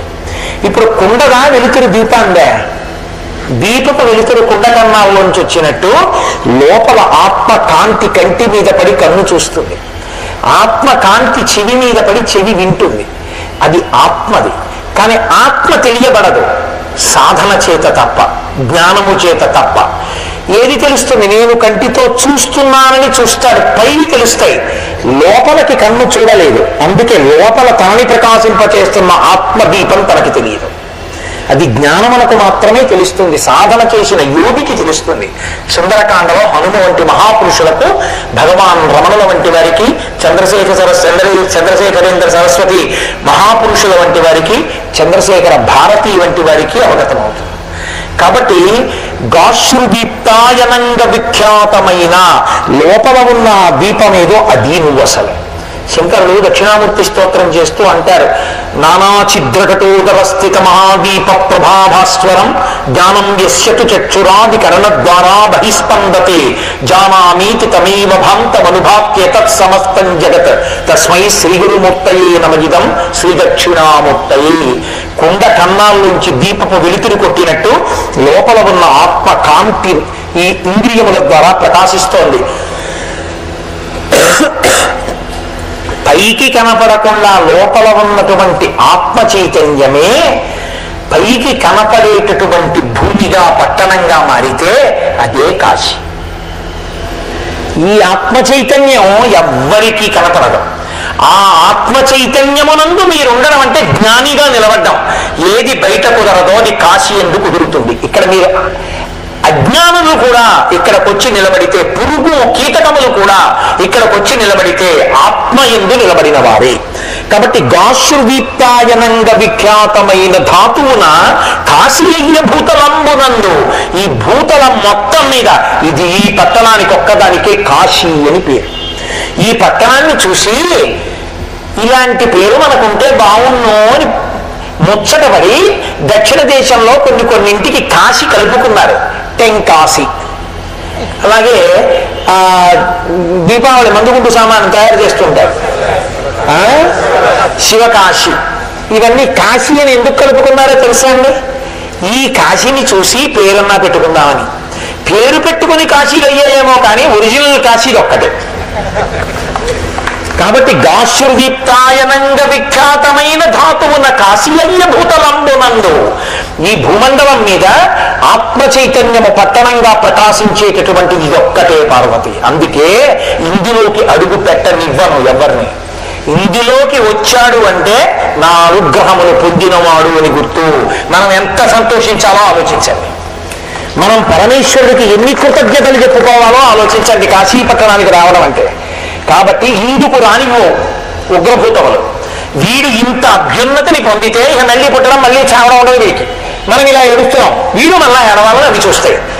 ఆనందమునందు నిలబెడతాడు పరమేశ్వరుడు. అందుకని కాశీయ్య భూతలందునందు, ఈ పట్టణం ఇంత గొప్పది పార్వతి అని పరమేశ్వరుడు స్వయంగా పార్వతీదేవికి చెప్పాడు. ఈ పట్టణం యొక్క గొప్పతనం ఏమిటో తెలుసా అండి? కాశికాపట్టణం యొక్క గొప్పతనం, ఈ పట్టణంలో నీ కంటికి కనపడేటటువంటివి కొన్ని, నీ కంటికి కనపడనటువంటి అద్భుతమైన ఉపచారములు జరిగేది, నీ కంటికి కనపడనటువంటి అనేకమైన గొప్ప గొప్ప దేవతలందరూ వచ్చి నిలబడేది ఈ పట్టణంలోనే నిలబడతారు. ఎందుకో తెలుసా? కాశీఖండం చేస్తూ శ్రీనాథ మహాకవి అంటాడు ఒక చోట, ఆయన అన్నాడు, ఈ పట్టణం ఎంత గొప్పదో తెలుసా? శివుని నివాళించు శేషాహి నడిరేయి బహుఫణారత్న దీపముల చేత, అంతర్హితంబులై అర్చించు ఈశాను ఫలపుష్పముల కల్ప పాదపములు, కామధేనువు ఇందు ఖండేందు శేఖరు ఊధాస్యదారల నోలలాప్సు, నిధులు 9 కంఠే కాలునకిచ్చు నిర్మలమైన మనులు కానుకలు కాగా, వారణాసీపురంబు కాశికాపట్టణంబు శంకరుని నెలవు కలి ప్రవేశింపడానంద కాననమున, శ్రీనివాసంబు వారాణసీ పట్టణంబు మోక్ష సంధాయకంబు అవిముక్తకంబు. ఈ పట్టణం యొక్క గొప్పతనం ఏంటంటే, దీనికి అర్ధరాత్రి ఖచ్చితంగా 12 గంటలు అయ్యేటప్పటికీ గుడి తలుపులన్నీ మూసేసి ఉండగా మహానుభావుడైనటువంటి శేషుడు 1000 పడగలతో వస్తాట గుడిలోకి. వచ్చి, నాకు 1000 పడగలున్నాయి, 1000 పడగల మీద 1000 దివ్యమైన మనులు ఉన్నాయి, ఇవి నాకు ఉన్నందుకు ధన్యత ఏమిటో తెలుసా అని శివుని నివాళించు శేషాహి నడిరేయి బహుఫణారత్న దీపముల చేత. తెల్లవారే వరకు కార్తీక దీపాలను అందరూ పెట్టి వెళ్ళిపోయారు. ఈశ్వర, నేను పెడతా దీపాలు. ఏ దీపాలో తెలుసా? నువ్విచ్చిన దీపాలే నీ పాదాల దగ్గర పెడతానని 1000 పడగలు విప్పుతట్ట. కటిక చీకట్లో 1000 పడగలు విప్పితే 1000 పడగల మీద 1000 మనులు ఒక్కసారి దగ్గర వెలుగులు వస్తాయిట. ఆ పడగలు పరమశివలింగం దగ్గర, విశ్వనాథలింగం దగ్గర దింపుతాడు. ఈ దీపాల కాంతులు ఆయన పాదాల మీద పడతాయి. పరమేశ్వర, నాకు 1000 పడగలు, పడగల మీద మనులు ఉన్నందుకు నిన్ను సేవించుకున్నానని వెళ్ళిపోతాట శేషుడు. అర్ధరాత్రి విశ్వనాథుణ్ణి శేషుడు 1000 పడగల మీద మనులతో దీపకాంతుల చేత సేవించే పట్టణం కాశికాపట్టణం. కాబట్టి శివుని నివాళించు నడిరే ఈ శేషాహి బహుఫణారత్న దీపముల చేత, అంతర్హితంబులై అర్చించు ఈశాను ఫల పుష్పముల కల్ప పాదపములు. కల్పవృక్షములన్నీ కూడా వచ్చి రాత్రి పరమేశ్వరుడి దగ్గర నిలబడి తాము పూసినటువంటి పూలు, తమకి కాసిన కాయలు పరమేశ్వరుడి దగ్గర పెట్టి, పరమేశ్వర స్వీకరించండి అని నివేదన చేస్తాయి. అర్ధరాత్రి వేళ శేషుడు వస్తాడు, కల్పవృక్షములు వస్తాయి, వాటి పువ్వులతో పూజ చేసి వాటి పళ్ళు ఆయనకి పెట్టి పెడతాయి. అంతర్హితంబులై, మీరు వెళ్ళి చూద్దామంటే మీకు కనపడవు, నీ కంటి శక్తికి కనపడని రీతిలో వస్తాయి.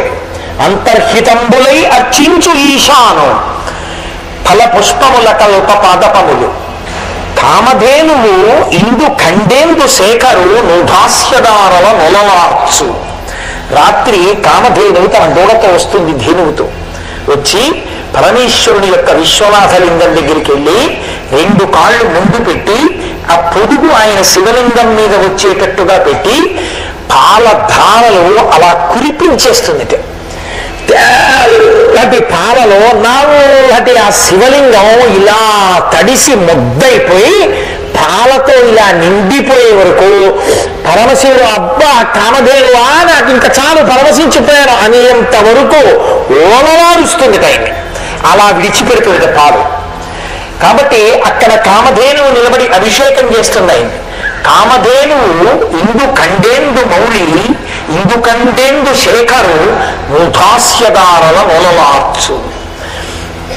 అక్కడ 9 మనులు, అక్కడ ఉండేటటువంటివి 9 నిధులు, నవనిధులు అంటుంటాం కదా మనం, అవి కంఠే కాలునకిచ్చు నిర్మల మనులు కానుకలు కాగా నిర్మలమైనటువంటి మనులు తీసుకొచ్చి రాత్రి వేళలో ఆ 9 నిధులు కూడా ఒక్కొక్క మణిని పరమశివుడికి ప్రసాదించి ఆయన అనుగ్రహం కోసం ఆయనకి కైంకర్యంగా సమర్పించుకుని వెళ్ళిపోతాయి. కాబట్టి నవనిధులు వచ్చి ఇక్కడ విశ్వనాథలింగాన్ని సేవిస్తూ ఉంటాయి. ఇది ఈ కాశికాపట్టణంబు శంకరుని నెలవు.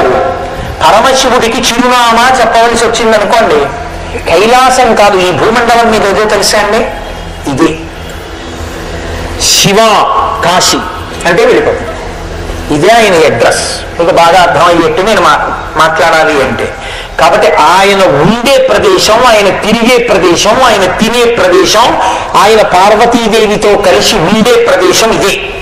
ఆయన ఇక్కడ ఉంటాడు కాబట్టి 33 కోట్ల దేవతలు త్రిమూర్తుల్లో మిగిలిన వాళ్ళు ఇక్కడికి వచ్చి ఆయనతో మాట్లాడి ఆయన అనుగ్రహాన్ని పొంది వెడుతూ ఉంటారు ఇప్పుడు. కాబట్టి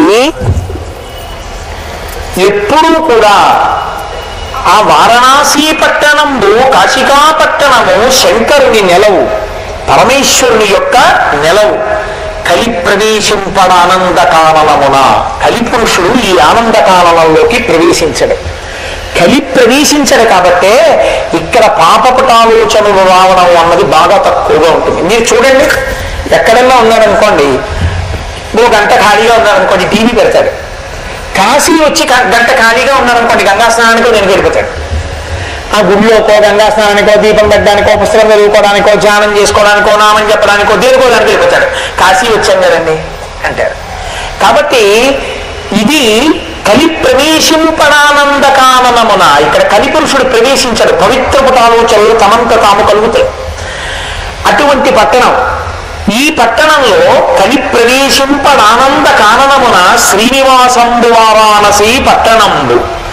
ఈ పట్టణం లక్ష్మీదేవి యొక్క నెలవు. ఎందుకో తెలుసా అండి, లక్ష్మీ కటాక్షం కలగాలి అంటే పరమశివానుగ్రహం చేతనే కలుగుతుంది. అందుకే ఐశ్వర్యం కలగాలి అంటే లోకంలో ఏం చెప్తారంటే, మారేడు దళాలతో పరమేశ్వరుణ్ణి పూజ చేయండి అని చెప్తారు.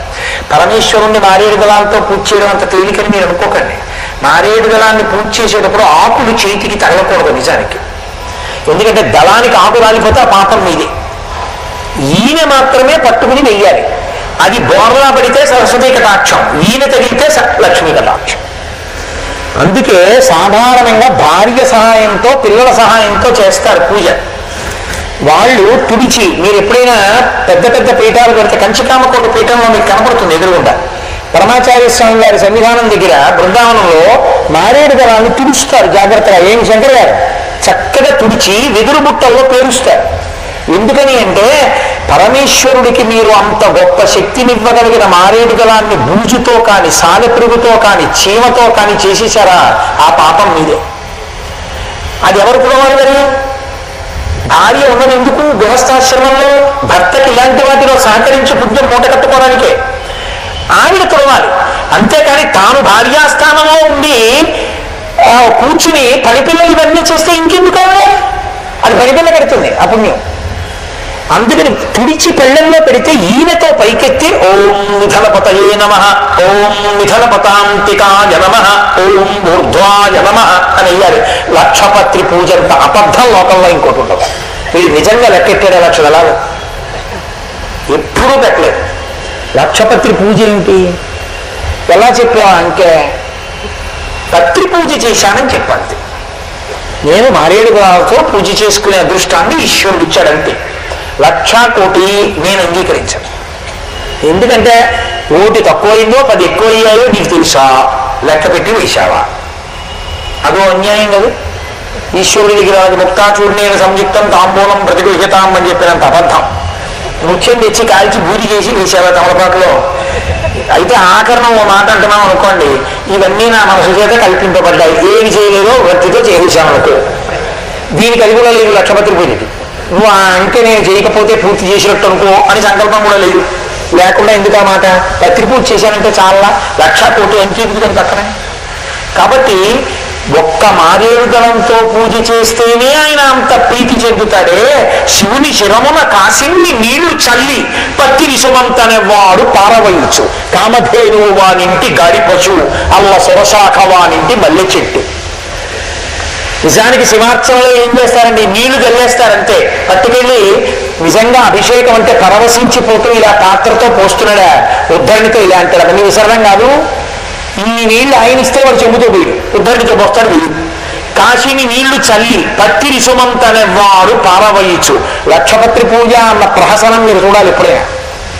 ఇలా పట్టుకుంటే తడి ముద్ద ఒత్తి అయిపోయి అందులో ఎక్కడుంటాయో తెలుసా, లక్షపత్రి పూజ చేసే బిల్వాలు ఎక్కడున్నాయని మీరు వెళ్ళి అడగండి ఎవరినైనా. నేల మీద ఉంటాయి. వీడు చేసేది లక్షపత్రి పూజ కాదు, పునఃపూజ. అవి ఎప్పుడో అయిపోయాయి. నేల మీద పడగానే పృథ్వీలింగానికి పూజ అయిపోయింది. ఈ పృథివంతా శివస్వరూపం. కంచిలో పృథ్వీలింగం, జంబుకేశ్వరంలో జలలింగం, అరుణాచలంలో అగ్నిలింగం, చిదంబరంలో ఆకాశలింగం, శ్రీకాళహస్తిలో వాయులింగం, కోణార్కలో సూర్యలింగం, సీతాకుండంలో చంద్రలింగం, కాఠ్మండూలో యజమానలింగం. 8 ఆయన అయినప్పుడు భూమి మీద దళాలు తీసుకెళ్లి కారేస్తే అయిపోవాలి. ఆ పూజ నువ్వు చేసింది పునఃపూజ. మళ్ళీ ఆ దళాలతో ఇంకోసారి చేశారు. ఉజ్జయిని కాదు మళ్ళీ చేయడానికి నువ్వు కాదు, కాబట్టి నువ్వు చేసింది అపచారం. కానీ ఆయన ఫోన్ లేని ఉపచారం కింద వేసుకున్నాడంతే లెక్కలో.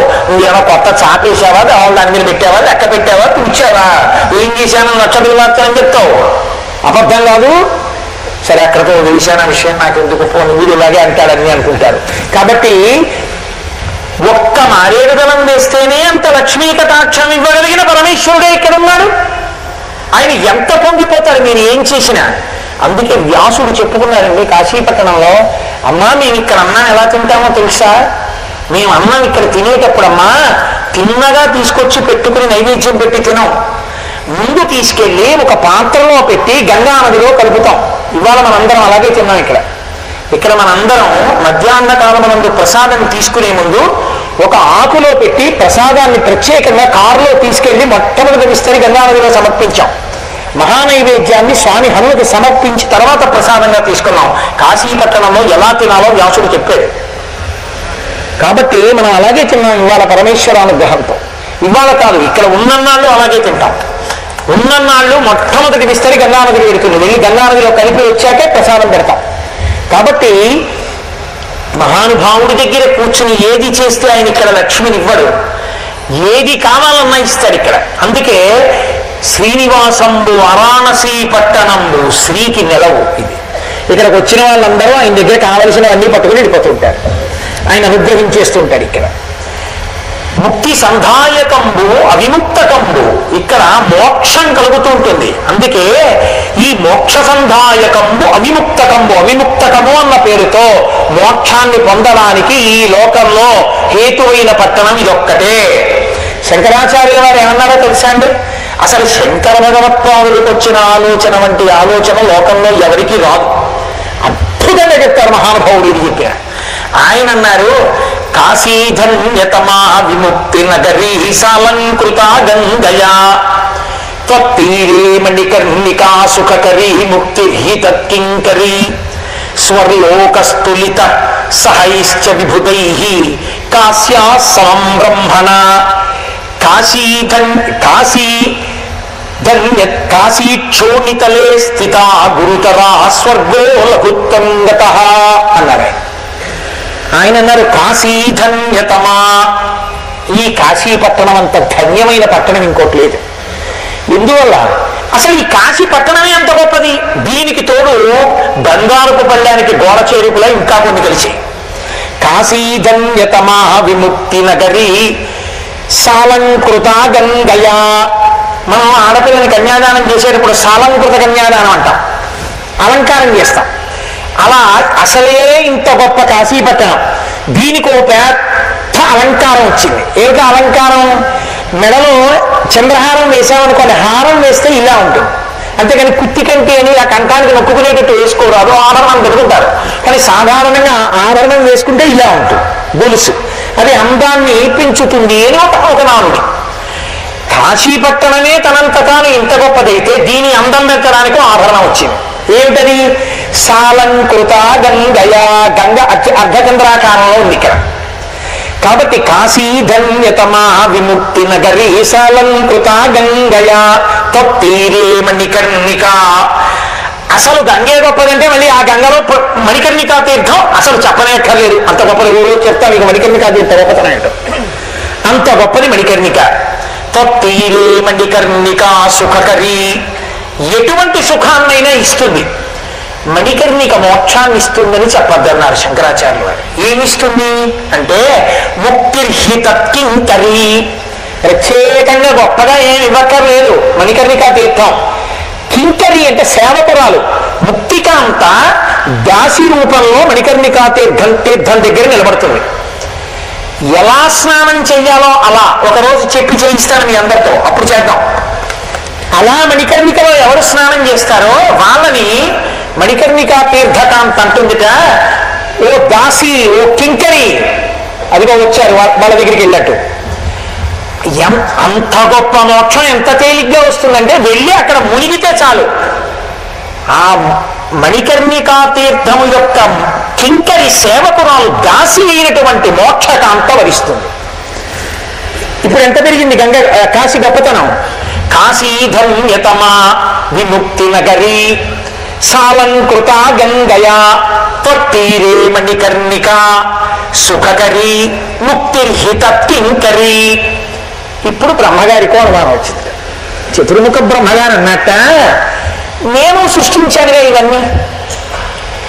నేను ఇదొక్కటే కాదు, కాశీపట్టణాన్ని పరమేశ్వరుడు తీసుకొచ్చాడు, ఆయన ఉంటాడు. బ్రహ్మాండాలు లయమైపోయినప్పుడు కూడా త్రిశూలం మీద పెడతారు, బాగుంది, చాలా సంతోషం. కానీ నేను సృష్టించినవి ఇంకా చాలా ఉన్నాయి. స్వర్గలోకం ఉంది, దేవతలు ఉన్నారు, భోగాలు ఉన్నాయి, కల్పవృక్షాలు ఉన్నాయి, కామధేనువులు ఉన్నాయి. అవన్నీ కలిపితే గొప్పదా, కాశీపట్టణం గొప్పదా అని ఆయనకు అనుమానం వచ్చింది.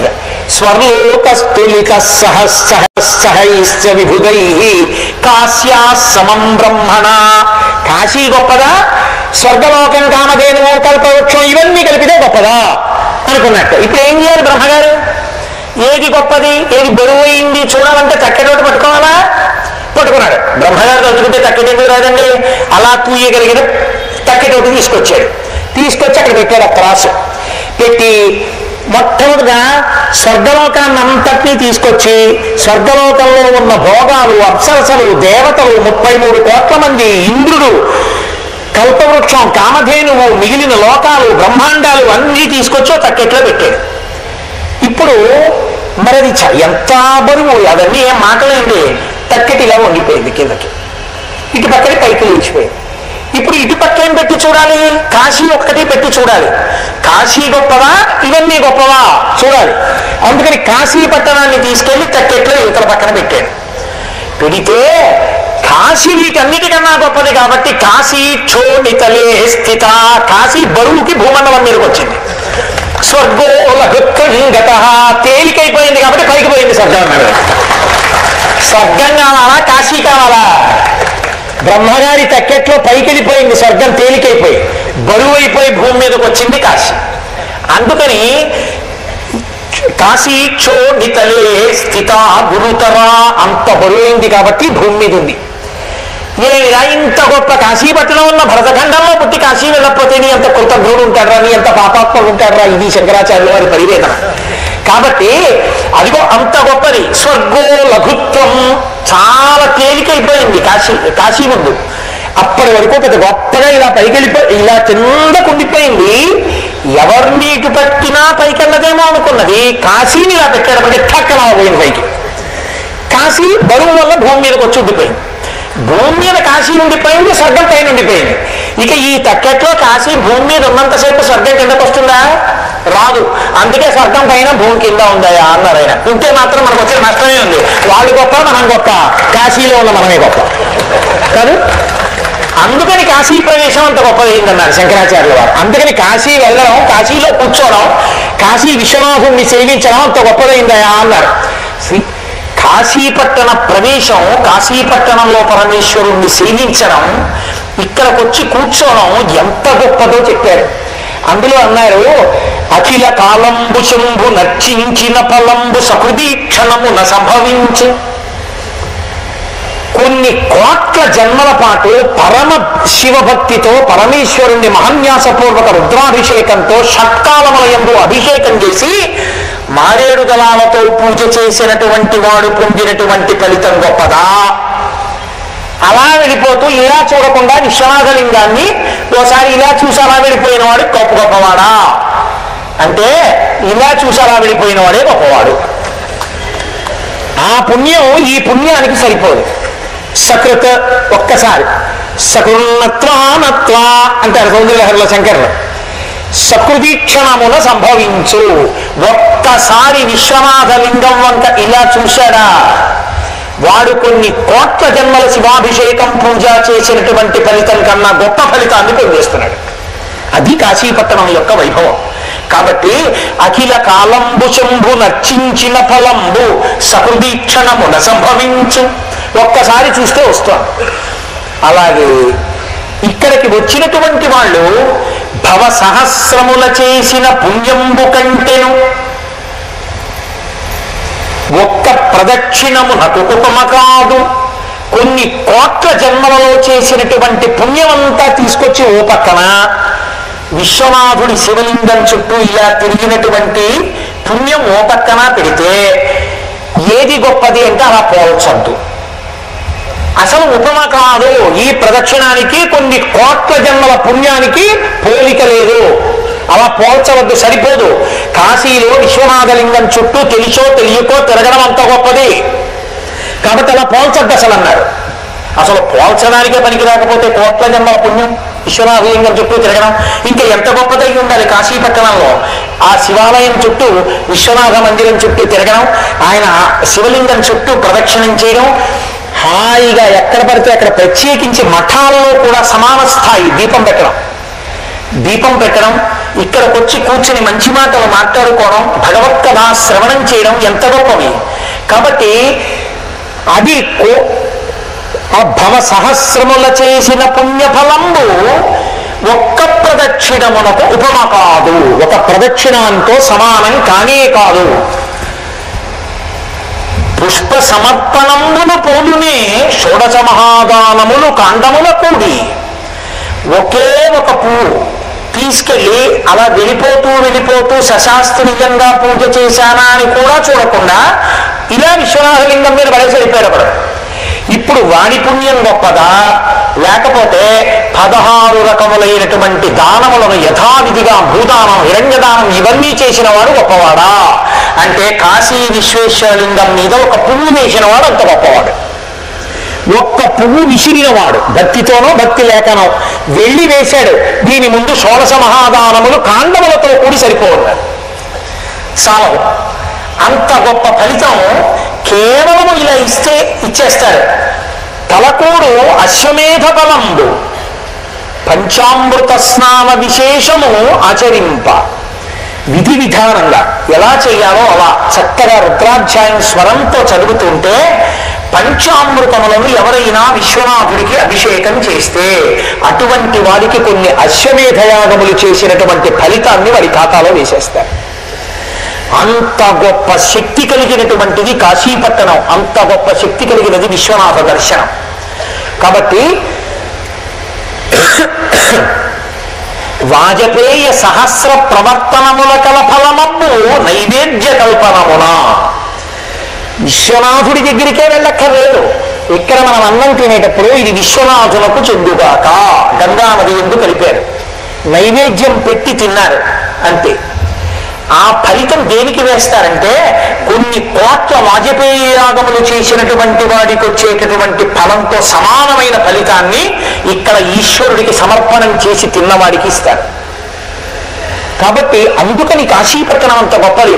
కాశీ వెళ్ళామన్న మాటకి అంత శక్తి రావడానికి కారణం అదే. కాబట్టి వాజపేయ సహస్ర ప్రవర్తనముల వలన కలుగు ఫలమందు నైవేద్య కల్పనమున. ఇటువంటి కాశీపట్టణం ఉందే, ఇది అత్యద్భుతమయ్యా. ఇటువంటి పట్టణానికి వచ్చి మహానుభావ దీన్ని ఇది అంత ఈ చిత్తగించి బాగా తెలుసుకుని ఈ విషయాలన్నీ నువ్వు విశ్వనాథు అభవు కాశికానాథు సేవించి తరించు సంయమేంద్ర. సుబ్రహ్మణ్యేశ్వర స్వామి వారు అగస్త్య మహర్షితో చెప్పినటువంటి మాట. అందుకని సంయమేంద్ర అంటారు. ఆ కాశికాపట్టణానికి వెళ్ళి కాశికాపట్టణంలో ఉండి ఒక్క నైవేద్యం పెట్టినా, ఒక్క పువ్వు వేసినా, అభిషేకం చేసినా అంత గొప్ప ఫలితాన్ని పరమేశ్వరుడు ఇక్కడ కృప చెయ్యగలడు. అంత గొప్ప పట్టణము కాశికాపట్టణము. అందుకే కాశీయాత్ర విషయంలో ఒక గొప్పతనం చెప్తారు. కాశీ యాత్ర చేసేటప్పుడు ఎవరైనా ఒక వృద్ధుడి చెయ్యి పట్టుకున్నా, కాశీ యాత్ర చేసేటప్పుడు ఎవరికైనా అన్నం తినేటప్పుడు ఆకలితో ఉన్న వాళ్ళకి వడ్డించిన, కాశీ యాత్రలో యువతల వారి సదుపాయం కోసం తన సౌఖ్యాన్ని త్యాగం చేసిన, కాశీ పట్టణానికి వచ్చి గొడుగులు కానీ వస్త్రద్వయాన్ని కానీ చందనాన్ని కానీ ఇటువంటివి సమర్పణం చేసిన, దానం చేసిన అసలు దానితో తుల్యమైనటువంటి ఫలాన్ని చెప్పడం సాధ్యం కాదు. కాశికా పట్టణానికి వచ్చి ఇంద్రియ లౌల్యంతో ప్రవర్తించేవాడు, క్రోధమునకు వశులయ్యేవాడు, ఇక్కడికొచ్చి సుఖాన్ని భోగాన్ని కోరుకునేవాడు, పదార్థాలలో రుచి కోసం వెంపర్లాడేవాడు. అందుకే మీతో నేను పొద్దున్న మనవి చేశా, బాగుందా అని అడక్కండి, కొద్దిగా రుచి అటు ఇటు ఉన్న కాశికా పట్టణంలో దాని గురించి వెంపర్లాడకండి అని మీతో నేను పలహారాలు జరుగుతున్నప్పుడు అనడానికి కారణం అదే. ఇక్కడ వ్యాసులంతటి వాడిని పరమేశ్వరుడు అంగీకరించాలి అలా వెంపర్లాడితే. కాశీ పట్టణం వెళ్ళి నువ్వు ప్రత్యేకంగా ఏదో చెయ్యాలని ప్రయత్నం అక్కర్లేదు. నీతో కాశీ వస్తున్న వాడిని చెయ్యి పట్టుకు దింపితే, నీతో కాశీ వచ్చినటువంటి ఒక వృద్ధిని పెట్టి నువ్వు పట్టుకుంటే పార్వతీ పరమేశ్వరులు ఇద్దరు ఎంతో సంతోషంతో చూస్తారట వాళ్ళ వంట. అందుకు కదా 40 మూటలు మీకు ఇచ్చాం కొంతమంది నుంచి. ఆ ఫలితం మీకు దక్కాలనే నేను ఆ రోజున మీ అందరికీ ఇచ్చింది ఈసారి. కాశీపట్టణం వెళ్ళి ఎలా సంపాదించుకోవాలో, ఎలా ప్రయత్నించాలో, ఎలా బ్రతకాలో, అసలు ఎలా వెళ్ళాలో మనం నేర్చుకోవాలి తప్ప ఏదో వెళ్ళాం ఏదో వచ్చాం కాదు. అందుకే కాశీపట్టణంలో మధ్యాహ్నం ఏ ఆడది అన్నం వడ్డిస్తుందో ఆమెని అన్నపూర్ణ ఆవహిస్తుంది. ఆవిడే చెప్పుకుంది, కాశికాపట్టణ మధ్యాహ్న కాలమందు. కాశికాపట్టణంలో మధ్యాహ్న కాలంలో ఆడది అన్నం ఎవరికైనా వడ్డించిందా ఆవిడలో అన్నపూర్ణ ప్రవేశిస్తుంది. రేపు వెంటనే అంటే భోజనాల దగ్గర వడ్డన నాకు ఇవ్వండి అని మీ అందరూ ఆ డ్యూటీ అడక్కండి, తెలిసిందా? కాబట్టి మధ్యాహ్న ఒక వృద్ధుడికి సేవ చేయండి, ఒకరి పెట్టె పట్టుకోండి, ఒకరికన్నా ఒకరిని భోజనానికి ముందు పంపించండి, మీ సౌఖ్యాన్ని ఇంకొకరి కొరకు త్యాగం చేయండి. దీన్ని పరమేశ్వరుడు సంతోషిస్తాడు. ఇది ఒక్కటే చెయ్యక్కర్లేదు. కాబట్టి ఇంద్రియ లౌల్యానికి దూరంగా ఉండాలి, కోపానికి దూరంగా ఉండాలి, ప్రశాంతంగా గడపడానికి ఇక్కడ ఉన్నటువంటి రోజులలో ఒక్క క్షణాన్ని వృధా చేసుకోకూడదు.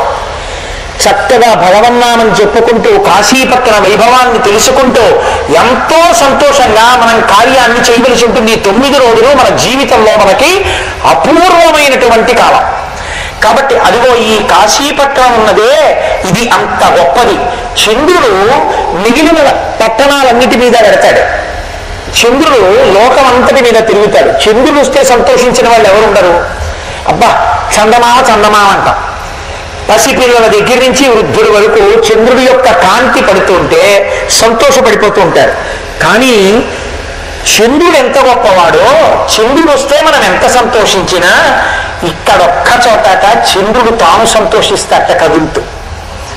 ఎంత సంతోషిస్తారంటేట చంద్రుడు, అభిషేకమునరించు అమృతధారా వృష్టి మదనాంతకు నిముక్తి మంటపికకు శ్రీ విశాలాక్షి మహాదేవి నిద్దంపు చెక్కుల నిడచూచు నిరించు నిన్నేటి ఇసుక తింగల మీద చక్రవాకాంగనా సముదయము.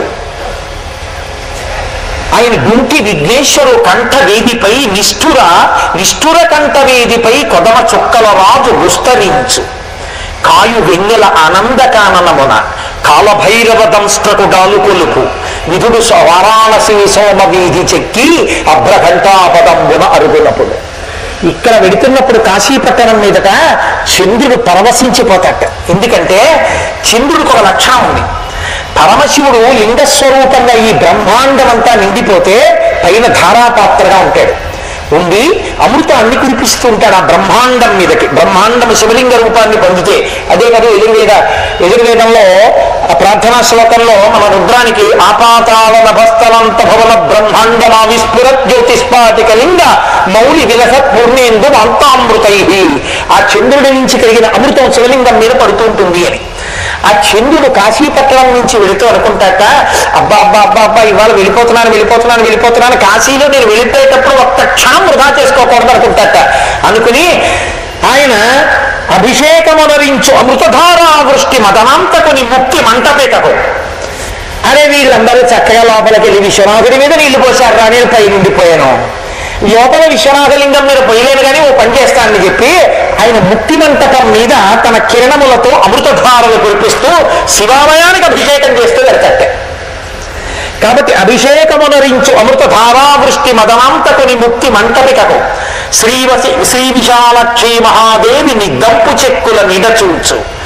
విశాలాక్షి మహాదేవి కాశికాపట్టణపు అధిదేవత, మహాతల్లి, పరమశివుని గారాబు ఇల్లాలు. అటువంటి తల్లి బుగ్గలు మెరిసిపోతుంటాయి. మనకి లలితా సహస్రనామ స్తోత్రంలో అమ్మవారి యొక్క చెక్కిళ్ళ కాంతుల గురించి మనం చెప్పుకుంటాం కదా, దర్పణములలో ఉంటాయి, అద్దాల్లో ఉంటాయి. చంద్రుడు అసలే వెన్నెల కురిపిస్తూ ఉంటాడు.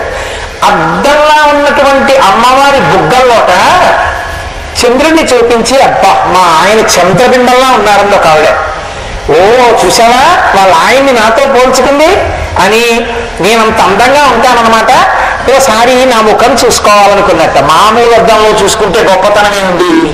అమ్మవారి మహాభక్తుల్లో చంద్రుడు ఒకడు. మనుశ్చంద్ర కుబేరశ్చలోపాముద్రాచమన్మద అగస్తీరక్తి సూర్యశ్చ ఇంద్రస్కంద శివస్తద క్రోధ భట్టారకోదే వ్యాద్వాదశామి ఉపాసకా. మహాభక్తుడు అమ్మవారికి. అందుకని ఆ అద్దంలో ఈ అద్దంలో ఎందుకో నేను అమ్మవారి దగ్గరికి వెళ్ళి కూర్చోగలను. నేను వెళ్ళి కూర్చుని ఇలా పైకి తలెత్తి అమ్మ బుగ్గల్లో చూసుకుంటాను నా ప్రతిబింబం అనుకున్నట్టు అనుకుని శ్రీ విశాలాక్షి మహాదేవి నిద్దంపు చెక్కుల నీడ చూచు. తన నీడ విశాలాక్షి మహాదేవి యొక్క చెక్కిళ్ళనబడేటటువంటి అద్దములో చూసుకున్నట్ట. అంత పొంగిపోతాట. పరమశివుడి యొక్క మంటపానికి అభిషేకం, ఆయనంటే భయం, జాగ్రత్తగా ఉంటాడు. తను అనుగ్రహించాడు. నెత్తి మీద పెట్టుకున్నవాడు కాబట్టి ఆయన నెత్తి మీదే అభిషేకం చేస్తుంటాడు గుడి మీద. కాబట్టి అమ్మవారి దగ్గరికి వెళితే స్వతంత్రుడు అమ్మ, కాబట్టి నాన్నగారి దగ్గర అంటే భయం. అమ్మ దగ్గరికి వెళితే ఏంది? నాన్నగారి దగ్గరికి వెళ్ళి నాన్నగారండి 2-3 మాటలు చేతి మీద కొట్టడానికి కూడా ఏగా అంటారేమో అని. అమ్మ దగ్గరికి వెళ్తే అమ్మ నీకే చెప్పేది, ఇలా చూడు అది బుగ్గలు పట్టుకుని కూడా తిప్పేయచ్చు. అమ్మ దగ్గర స్వాతంత్ర్యం లేదు. అందుకని విశాలాక్షి మహాదేవి నిద్దంపు చెక్కుల నీడ చూచు. అమ్మవారి బుగ్గల అనబడేటటువంటి అద్దాల్లో తన నీడ చూసుకుంటాట. చూసుకుని ఆయన బయలుదేరి వెళ్ళిపోతూ నిరించు నిన్నేటి ఇసుక తిన్నల మీద చక్రవాకాంగన సముదయందు. అసలే గంగ తెల్లగా ఉంటుంది, యమున నల్లగా ఉంటుంది. గంగా యమున పక్కన ఉన్నాయనుకోండి, పరమశివుడు శ్రీ మహావిష్ణువు కలిసి నించున్నట్టు. అందుకే వీళ్ళు తిక్కన గారు విరాటపర్వం చేస్తూ కాళిందియును సురనదియును కూడినట్టి ఆ 2 గంగా యమున కలిసి వచ్చాయా అన్నట్టుగా ఉంది నాకు పరమశివుడు విష్ణువు కలిసి వస్తూ ఉంటే అన్నారు. అలా మహానుభావుడు ఆ గంగానది తెల్లగా మెరుస్తుంటుంది, ఆ నీటి ప్రకాశం. నేను విమానంలో వస్తూ గంగ కనబడుతుందేమో అని చుట్టూ ఎవరైనా చూస్తే ఏమనుకుంటారో అని కూడా చూడకుండా కిటికీ పక్కన మా ఆవిడ ఉంటే దాని మీద పడిపోయి కిటికీలోంచి చూశాను, కింద కనబడుతుందేమో గంగ. ఆ గంగని చూడాలని నాకు తాపత్రయం. అందుకని ఆ గంగ తెల్లగా మెరిస్తే గంగ ఒడ్డు అంతకన్నా తెల్లగా మెరుస్తుంది సైకతం. ఎంత బాగుంటుందో అసలు ఆ ఇసుక, వాటి ఇసుక తినేది. వాటి మీద కాశీపట్టణం మొత్తం మీద కొంచెం బాధగా కూర్చునే ఏమో తెలుసా, రాత్రి ఒక్క చక్రవాక పక్షులే. ఎందుకని అంటే వాటికి అసలే కామం ఎక్కువ, ఎప్పుడు భార్యాభర్తలు కలిసి ఉండాలనుకుంటాయి. వాటికి ఉన్నటువంటి దరిద్రం ఏమిటంటే చీకటి పడేటప్పటికీ వాటికి కళ్ళు కనబడవు కాబట్టి 2 తలప దిక్కు వెళ్ళిపోయి అక్కడే ఉంటాయి ఇసుక తిన్నెల మీద. అక్కడే మగ చక్రవాకం ఉంటుంది, ఇక్కడేమో ఆడపక్షి ఉంటుంది. కానీ దానికి ఇది కనబడదు, దీనికి ఇది కనబడదు. దానికోసం ఇది, దీనికోసం అది బెంగెట్టు కూర్చుంటాయి. వీటి బెంగ ఎప్పుడు తీరుతుందంటే సూర్యకిరణాలు పడతాయి. అందుకే తిక్కనగా మహాభారతం చేస్తూ నీరజాకరములు నిష్టయని చేసిన భవ్య తపంబు ఫలమనంగా జనసముఖాకి నందిత చక్రయుగ్మకంబుల ఎరురావంపు బ్రువనంగా హరిహర బ్రహ్మ మహానుభావంబులు ఒక్కటింగాగ గరగిన గట్టియనగా అతుల వేదత్రయలతికాచయము పెరుగొందం పుట్టెడు మూల కందమనగా అఖిల జగముల కంజర ఎగుచు జన సమాజ కరపుత హృదయ సరోజములకు ముగుల నంబును జుంభనంబును నచ్చి భానుబింబంబు పూర్వాద్రిపై విలింగే అన్నారు. ఆ చక్రవాక పక్షుల యొక్క బెంగ తీరిపోతుంది. ఆ సూర్య భగవానుడు వచ్చేటప్పటికి, చంద్రుడు వచ్చేటప్పటికి వాటికి బెంగ వస్తుంది. అవి తిట్టుకుంటే అయితే దిక్కుమాల చంద్రుడు వచ్చాడు, మనకేమో ప్రియుడు కనపట్టలేదు అని ప్రియురాలు కనపట్టలేదని ప్రియుడు ఏడుస్తూ అటు ఇటు వెళితే ఎక్కడ వెళ్ళిపోతామో దారి తప్పిపోయిన అలా కూర్చుని ఉంటాయి. ఆయన వెళ్ళిపోతూ ఓసారి ఆ తెల్లటి ఇసుక తిన్నెల మీద కూర్చున్న చక్రవాక పక్షుల్ని చూసి నన్ను తిట్టకండి, నాలో ఏముంది, నా తప్పు కాదు, నేను జిమ్మేరాకు మీద పడితే రాలిపోతుంది, ఇంకో చెట్టు మీద పడితే వృద్ధి చెందుతుంది, నాదా తప్పు అని. చెట్టు యొక్క తప్పు మీ ఉపాధికున్న దోషం, నేను వస్తే మీకు కనబడదు, మీ కర్మ, నేనేం చేయను. మిమ్మల్ని బాధ పెట్టాలనుకుంటానా? లోకమంతా చూడండి, మీరు వస్తే సంతోషిస్తారు. పిల్లల్ని కూడా చందమావరా అదే, జాబిల్లిరా అదే అని అన్నం పెడతారు. మిమ్మల్ని ఎందుకు బాధ పెడతాను? మీ ఉపాధి దోషం, మీరు బెండ పెట్టుకోకండి నా మీద, నన్నేం అనకండి అని విరించు నిన్నేటి ఇసుక తిన్నెల మీద చక్రవాకాంగనా సముదయంబు. మా చక్రవాకాంగనలు ప్రత్యేకించి ఎవరిని సముదాయించాలి? మగాయన్ని పర్వాలేదు, కొంచెం ధైర్యంగా ఉంటాడు. ఆడవాళ్ళని బిక్కు పెడుతుంటారు, ఆయన కనపడలేదండి, ఆయన కనపడలేదండి, ఆయన కనపడలేదండి. అందుకని చక్రవాకాంగనలు ఆ ఆడపక్షుల దగ్గరికి వెళ్ళి తన కిరణములతో తన చేతులతో ముట్టుకుని, ఏం దండ పెట్టుకోకండి, నేను వెళ్ళిపోతున్నాను కదా, నేను ఇంకొంచెం సూర్యులతో సూర్యుడు వచ్చేస్తారు, మీకు కనపడుతుంది, నన్ను నేను తిట్టుకోకండి, ప్లీజ్ ఏమనుకోకండి అని కాసేపు వాటికి సముదాయించి వెళ్ళిపోతాడు. కాబట్టి నిరించు నిన్నేటి ఇసుక తింగల మీద చక్రవాకాంగన సముదయించు అని దుఃఖి విఘ్నేశ్వరునిష్ఠుర కంఠవేదిపై కొదమ చుక్కల రాజు గుస్తరించు. ఒక్క ధృతి విఘ్నేశ్వరుడు యొక్క కంఠం మీద మాత్రం చంద్రబింబం ఉంటుంది అని లోకంలో ప్రసిద్ధి. అందుకని తన చంద్రబింబం ఆయన కంఠం మీద ఉండబట్టే ఆయనకి దుఃఖి విఘ్నేశ్వరుడు అని పేరు వచ్చింది. మీకు చెప్తా దుఃఖి విఘ్నేశ్వరుడు ఏమిటో, ఆయన కథ ఏమిటో, ఆయన అల్లరేమిటో, ఆయన గురించి పరమశివుడు ఎంత స్తోత్రం చేశారో విశ్వనాథుడు, ఆ విషయాలన్నీ మీరు ఏదో రోజు చెప్పే ప్రయత్నం చేస్తాను. 9 రోజుల్లో అయితే ప్రయత్నిస్తానులేండి, తప్పకుండా చెప్పే ప్రయత్నం చేస్తాను. గణపతి గారు వదిలిపెట్టేకూడదు.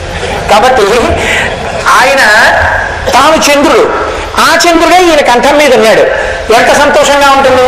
ఏదో నేనే నా ప్రతిబింబాన్ని నిలువుగడ్డంలో చూసుకుని ఇలా ఇలా అనుకున్నట్టు నేనే ఆయన కంఠం మీద ఉన్నాను అనుకుని విడిచిపోయి ఆ చంద్రుడితో ఒకసారి ఇలా చూసి ఈయన ఆయన్ని చూస్తే ఓ నాంశ అక్కడ ఉందని సంతోషంగా అలా చూసుకుని వెళ్ళిపోతాడు.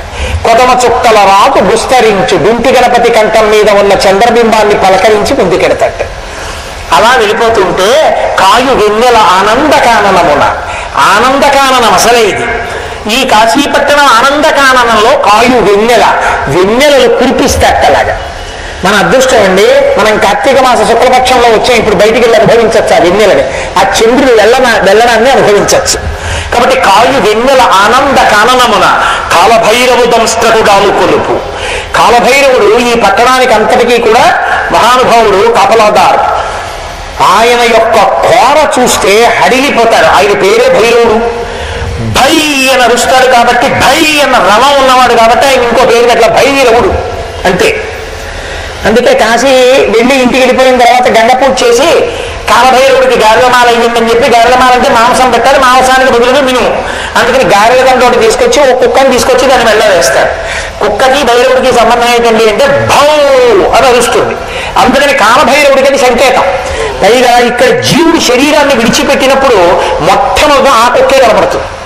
పాపం చేసిన వాడైతే తరిగితే దిక్కు తెన్ను లేక పరిగెత్తి అగ్నిహోత్రంతో ఉన్న జ్వాలలు ఉన్న ద్వారంలోంచి యమలోకంలోకి వెళ్తాడు. ఎవరు కార్తీక శుద్ధ పౌర్ణమి నాడు జ్వాలాతోరణం కింద పరమశివుడితో కలిసి వెళ్ళారో వాళ్ళు యమసదనంలోని అగ్నిజ్వాలల కింద నుంచి వెళ్ళారు. కారణం ఏమి అంటే కాలభైరవుడు పరమేశ్వర స్వరూపం. ఆయన దంస్త్ర, ఆయన కోర స్పష్టంగా కనబడింది అనుకోండి, హడిలిపోతారు పాపులు. అందుకని పాపం ఉన్న వాళ్ళని భయపెట్టడానికి చంద్రుడు అలా వెళ్ళిపోతూ తన వెన్నెల ఆయన కోర మీద పడేటట్టు చేసి, ఆయన కోర కాంతితో కనపడేటట్టు సారి చేసి, తస్మాత్ జాగ్రత్త. మా స్వామి పరమశివుని యొక్క అనుగ్రహం ఉన్న వాళ్ళే ఇక్కడ ఉండగలరు తప్ప లేని వాళ్ళు ఇక్కడ ఉండలేరని చెప్పడానికి ఒకసారి కాలభైరవు దంస్త్రకు గాలు కొలుపు. విధుడు వారాణసి సోమవీధి చెక్కి ఆ చంద్రుట ఈ వారణాసి పట్టణంలో ఉన్నటువంటి సోమవీధి నుంచి వెళ్ళేటప్పుడు చంద్రుడు వెళ్ళవలసిన పథంలో వెళ్ళిపోతూ మిగిలిన వాళ్ళు చంద్రుడిని చూసి పొంగిపోతే ఆయన వారాణసి పట్టణం నుంచి వెళ్ళేటప్పుడు ఆయన పొంగిపోతట్టు ఇవన్నీ చేసుకుంటూ విధుడు వారాణసి సోమవీధి చెక్కి అభ్రఘంటాపదంబున అరుగునప్పుడు ఆకాశంలో విడుతూ చంద్రుడు విడిచిపోయే పట్టణం కాశీపట్టణం. చంద్రుణ్ణి చూసి మిగిలిన చోట్ల మనం విడిచిపోతే చంద్రుడు విడిచిపోతాడు కాశీపట్టణం మీద ప్రయాణం చేస్తూ. అంత గొప్ప పట్టణం కాశీపట్టణం. కాశీపట్టణంలో విశ్వనాథలింగం ఎంత గొప్పదో అంత గొప్ప లింగం మళ్ళీ స్మరణ చేత మోక్షముని ఇవ్వగలిగినటువంటి లింగం కేదారేశ్వర లింగం. కేదారేశ్వరుణ్ణి ప్రతిరోజు నిద్ర లేవగానే ఒకసారి ప్రాతకాలమునందు మళ్ళీ ప్రదోషకాలమునందు అలవాటుగా చేసుకుని ఓం కేదారేశ్వరాయ నమః 2 మాటలు రోజుకంటే ఉదయం సాయంకాలం ఉభయ సంఖ్యలో ఏంటో అన్నాడు అనుకోండి, వారికి మోక్షం ఇచ్చేస్తా అన్నాడు. అందుకే హిమాలయాల్లో ఉన్న కేదారేశ్వరుడు కన్నా కాశీపట్టణంలో ఉన్న కేదారేశ్వరుడు చాలా ఉదారుడు.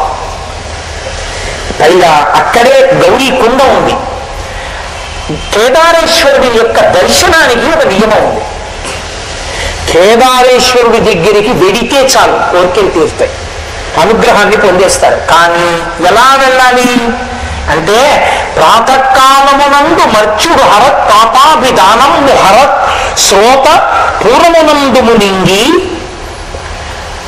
మహాజ్యోతిర్మయంబు మునిధ్యాతవ్యంబు శాశ్వతంబైన కేదారేశ్వరలింగంబు సంప్రీతించేవి భజించి బడయుం సంప్రీతి కామ్యార్థ సిద్ధార్థుల తెల్లవారుజామున వెళ్ళాలి. వెళ్ళి కేదారేశ్వర లింగాన్ని దర్శనం చేసే ముందు గంగానదిలో స్నానం చేసి కేదారేశ్వర లింగం దగ్గరికి వెళ్ళి అభిషేకం చేసేటప్పుడు ఓంకారేశ్వర లింగం అని ఇక్కడే కాశీపట్టణంలో బ్రహ్మగారు తపస్సు చేశారు. తపస్సు చేస్తే అకార ఉకార మకారములతో 3 లోకములకు 3 మూర్తులకు 3 కాలములకు మూలమైన భేదముగుచు తుదిక భేదమయ్యొప్పారు బ్రహ్మమనగ నీవే పాలనయన అని అకార ఉకార మకారముల చేత బ్రహ్మ విష్ణు శివస్వరూపములుగా సమీకృతమై జ్యోతిర్లింగంగా ప్రకాశించాడు. ఇక్కడ ఓంకారేశ్వర లింగంగా ప్రకాశించినప్పుడు వరమిచ్చాడు. అభిషేకం చెయ్యాలి అంటే నమక చమకములు స్వరము తెలిసి ఉండాలి. స్వరం ఉదాత్త అనుదాత్త స్వరిత స్వరంలో చదవాలి. అభిషేకం ఎవరు కూర్చున్నారో వాళ్ళకి కూడా అభిషేక ప్రక్రియ తెలిసి ఉండాలి. తెలిసి తెలియని వాళ్ళు కూర్చుంటే అభిషేకాన్ని సక్రమంగా చేయలేదు. ఎందుకంటే అభిషేక విధానం ఒకటి ఉంది రుద్రకామ్యంలో, ఎంత చక్కగా చెయ్యాలో అలాగే చెయ్యాలి అభిషేకాన్ని. కాబట్టి ఇప్పుడు రుద్రం రాకపోతే అభిషేకం చేయకూడదు. రుద్రం వచ్చినా కొన్ని అధికారములు ఉన్నవాళ్ళు తప్ప లోపలికి వెళ్ళకూడదు. నా రుద్రో రుద్రమచ్చేత్, అందరికీ మహన్యాసం చెప్పరు, ఆడవాళ్ళకి వాళ్ళకి మహన్యాసం చెప్పి అభిషేకం చేయించరు. కానీ ఓంకారేశ్వరుడు ఒక్క కాశీపట్టణంలో ఒక గొప్ప వరం ఇచ్చాడు. బ్రహ్మగారు పరమశివుడు జ్యోతిర్లింగంగా నిలబడినప్పుడు ఇక్కడ ఓంకారేశ్వర లింగంగా ఆయన స్తోత్రం చేశాడు. స్తోత్రం చేస్తే ఆయన అన్నాడు, ఈ కాశీపట్టణం వచ్చిన వాళ్ళు కానీ ఇతర చోట్ల కానీ, అంటే ఇతర చోట్ల అన్ని చోట్ల సంభవములు కావు, ప్రత్యేకించి కాశీపట్టణానికి వచ్చినప్పుడు నమక చమకములు స్వరంతో చెప్పడం రాకపోయినా ఎవరు వచ్చి శివలింగం ముందు నిలబడి నా స్తోత్రాన్ని బ్రహ్మగారు చేసింది చేస్తారో అటువంటి వాళ్ళు నమక చమకాలతో రుద్రాధ్యాయంతో సశాస్త్రీయమైనటువంటి అభిషేకాన్ని నాకు చేసిన ఫలితాన్ని వాళ్ళకి అనుగ్రహించేస్తాను అన్నది. అందుకే అశ్వమేధయాగాలు చేసిన ఫలితం ఎంత గొప్పదో అంత ఫలితం ఇక్కడ అభిషేకానికి. ఇక్కడ అభిషేకం చేసుకునేటప్పుడు మిగిలింది రాకపోయినా కనీసం ఇది ఒక్కటి చెప్పగలిగితే వాడు సశాస్త్రీయాభిషేకం చేసేసినట్టే. అందుకే కేదారలింగాన్ని పూజించాలంటే తెల్లవారుజామునే వెళ్ళి గంగానదిలో స్నానం చేసి చక్కగా కేదారలింగం దగ్గర నిలబడి ఈ అభిషేక మంత్రాన్ని బ్రహ్మగారు చేసిన దాన్ని చదివి అప్పుడు లోపలికి వెళ్ళి చక్కగా ఆయన మీద కాస్త పదార్థం వేసి బయటికి రావడం సర్వోత్కృష్టమైన పద్ధతి. మీకు నేను ఒక్కసారి వినిపిస్తాను, వినండి. ఇటువంటి కాశీపట్టణంలో వినడం కూడా అదృష్టమే. నమ ఓంకార స్వరూపాయ నమ సర్వరూపస్వరూపిణి నమో రుద్రాయ నమో భవాయ నమ శర్వాయ నమ ఉగ్రాయ నమ సామయజుస్వరూపాయ నమో నాగాత్మనే నమో బిందుకలాత్మనే నమో లింగాయ నమో లింగస్వరూపాయ నమో భీమాయ నమ పశుపతయే నమస్తారస్వరూపాయ నమ శివాయ నమ కపర్దినే నమ శితికంఠాయ నమో మీఢుష్టమాయ నమో గరిష్ఠాయ నమో సిపివిష్ఠాయ నమో హ్రస్వాయ నమో బృహతే నమో వృద్ధరూపిణి నమ కుమార గురవే నమ శ్వేతాయ నమ కృష్ణాయ నమ పీతాయ నమ అరుణమూర్తయే నమో ధూమ్రపర్ణాయ నమ పింగళాయ నమ కిన్నీరవర్చసే నమ పాటలవర్ణాయ నమో హరితతేజసే నమో నానావర్ణస్వరూపాయ నమో వర్ణపతయే నమ స్వరరూపాయ నమో వ్యంజనరూపిణి నమ ఉదాత్తానుదాత్తస్వరిత రూపాయ నమో హ్రస్వ దీర్ఘ పృత విసర్గాత్మనే నమో అనుస్వారస్వరూపాయ నమ సానునాసికాయ నమో నిరనునాసికాయ నమో దంత్యాయ నమో స్థాలవ్యాయ నమ ఓష్ట్యాయ నమ వరస్యాయ నమ ఉష్ణస్వరూపాయ నమో అంతస్థాయ నమ పినాకిని నమో నిషాదాయ నమో నిషాదపతయే నమ స్తారాయ నమో మంద్రాయ నమో మధ్యమాయ నమో ఘోరాయ నమో ఘోరమూర్తయే నమ స్థానస్వరూపాయ నమో మూర్ఛనాస్వరూపాయ నమ స్థాయి సంచార స్వరూపాయ నమో లాస్య తాండవ జన్మనే నమ స్త్రైల్యత్రిక స్వరూపాయ నమ స్థూలాయ నమ సూక్ష్మాయ నమో అదృశ్యాయ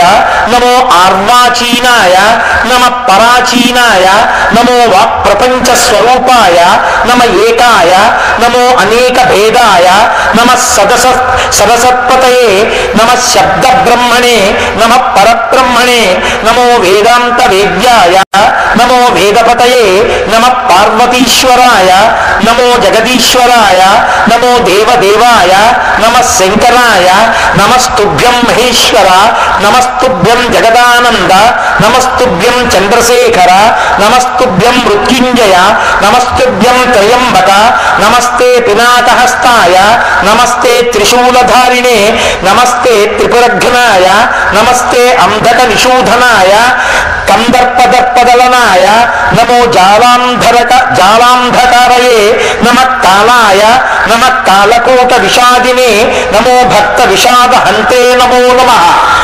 ఈ స్తోత్రాన్ని అక్కడ నిలబడి ఎవరు చేసి లోపలికి వెళ్ళి నీటి చుక్క పోస్తారో వాళ్ళు కాశీలో వచ్చి శివలింగాన్ని కేదారేశ్వరుణ్ణి సశాస్త్రీయంగా అభిషేకం చేసి వెళ్ళిన ఫలితాన్ని పొందుతారు.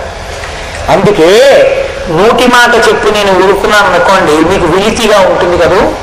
రేపు నేను ఖచ్చితంగా 5:30 కేదార్ ఘాట్కి వస్తాను.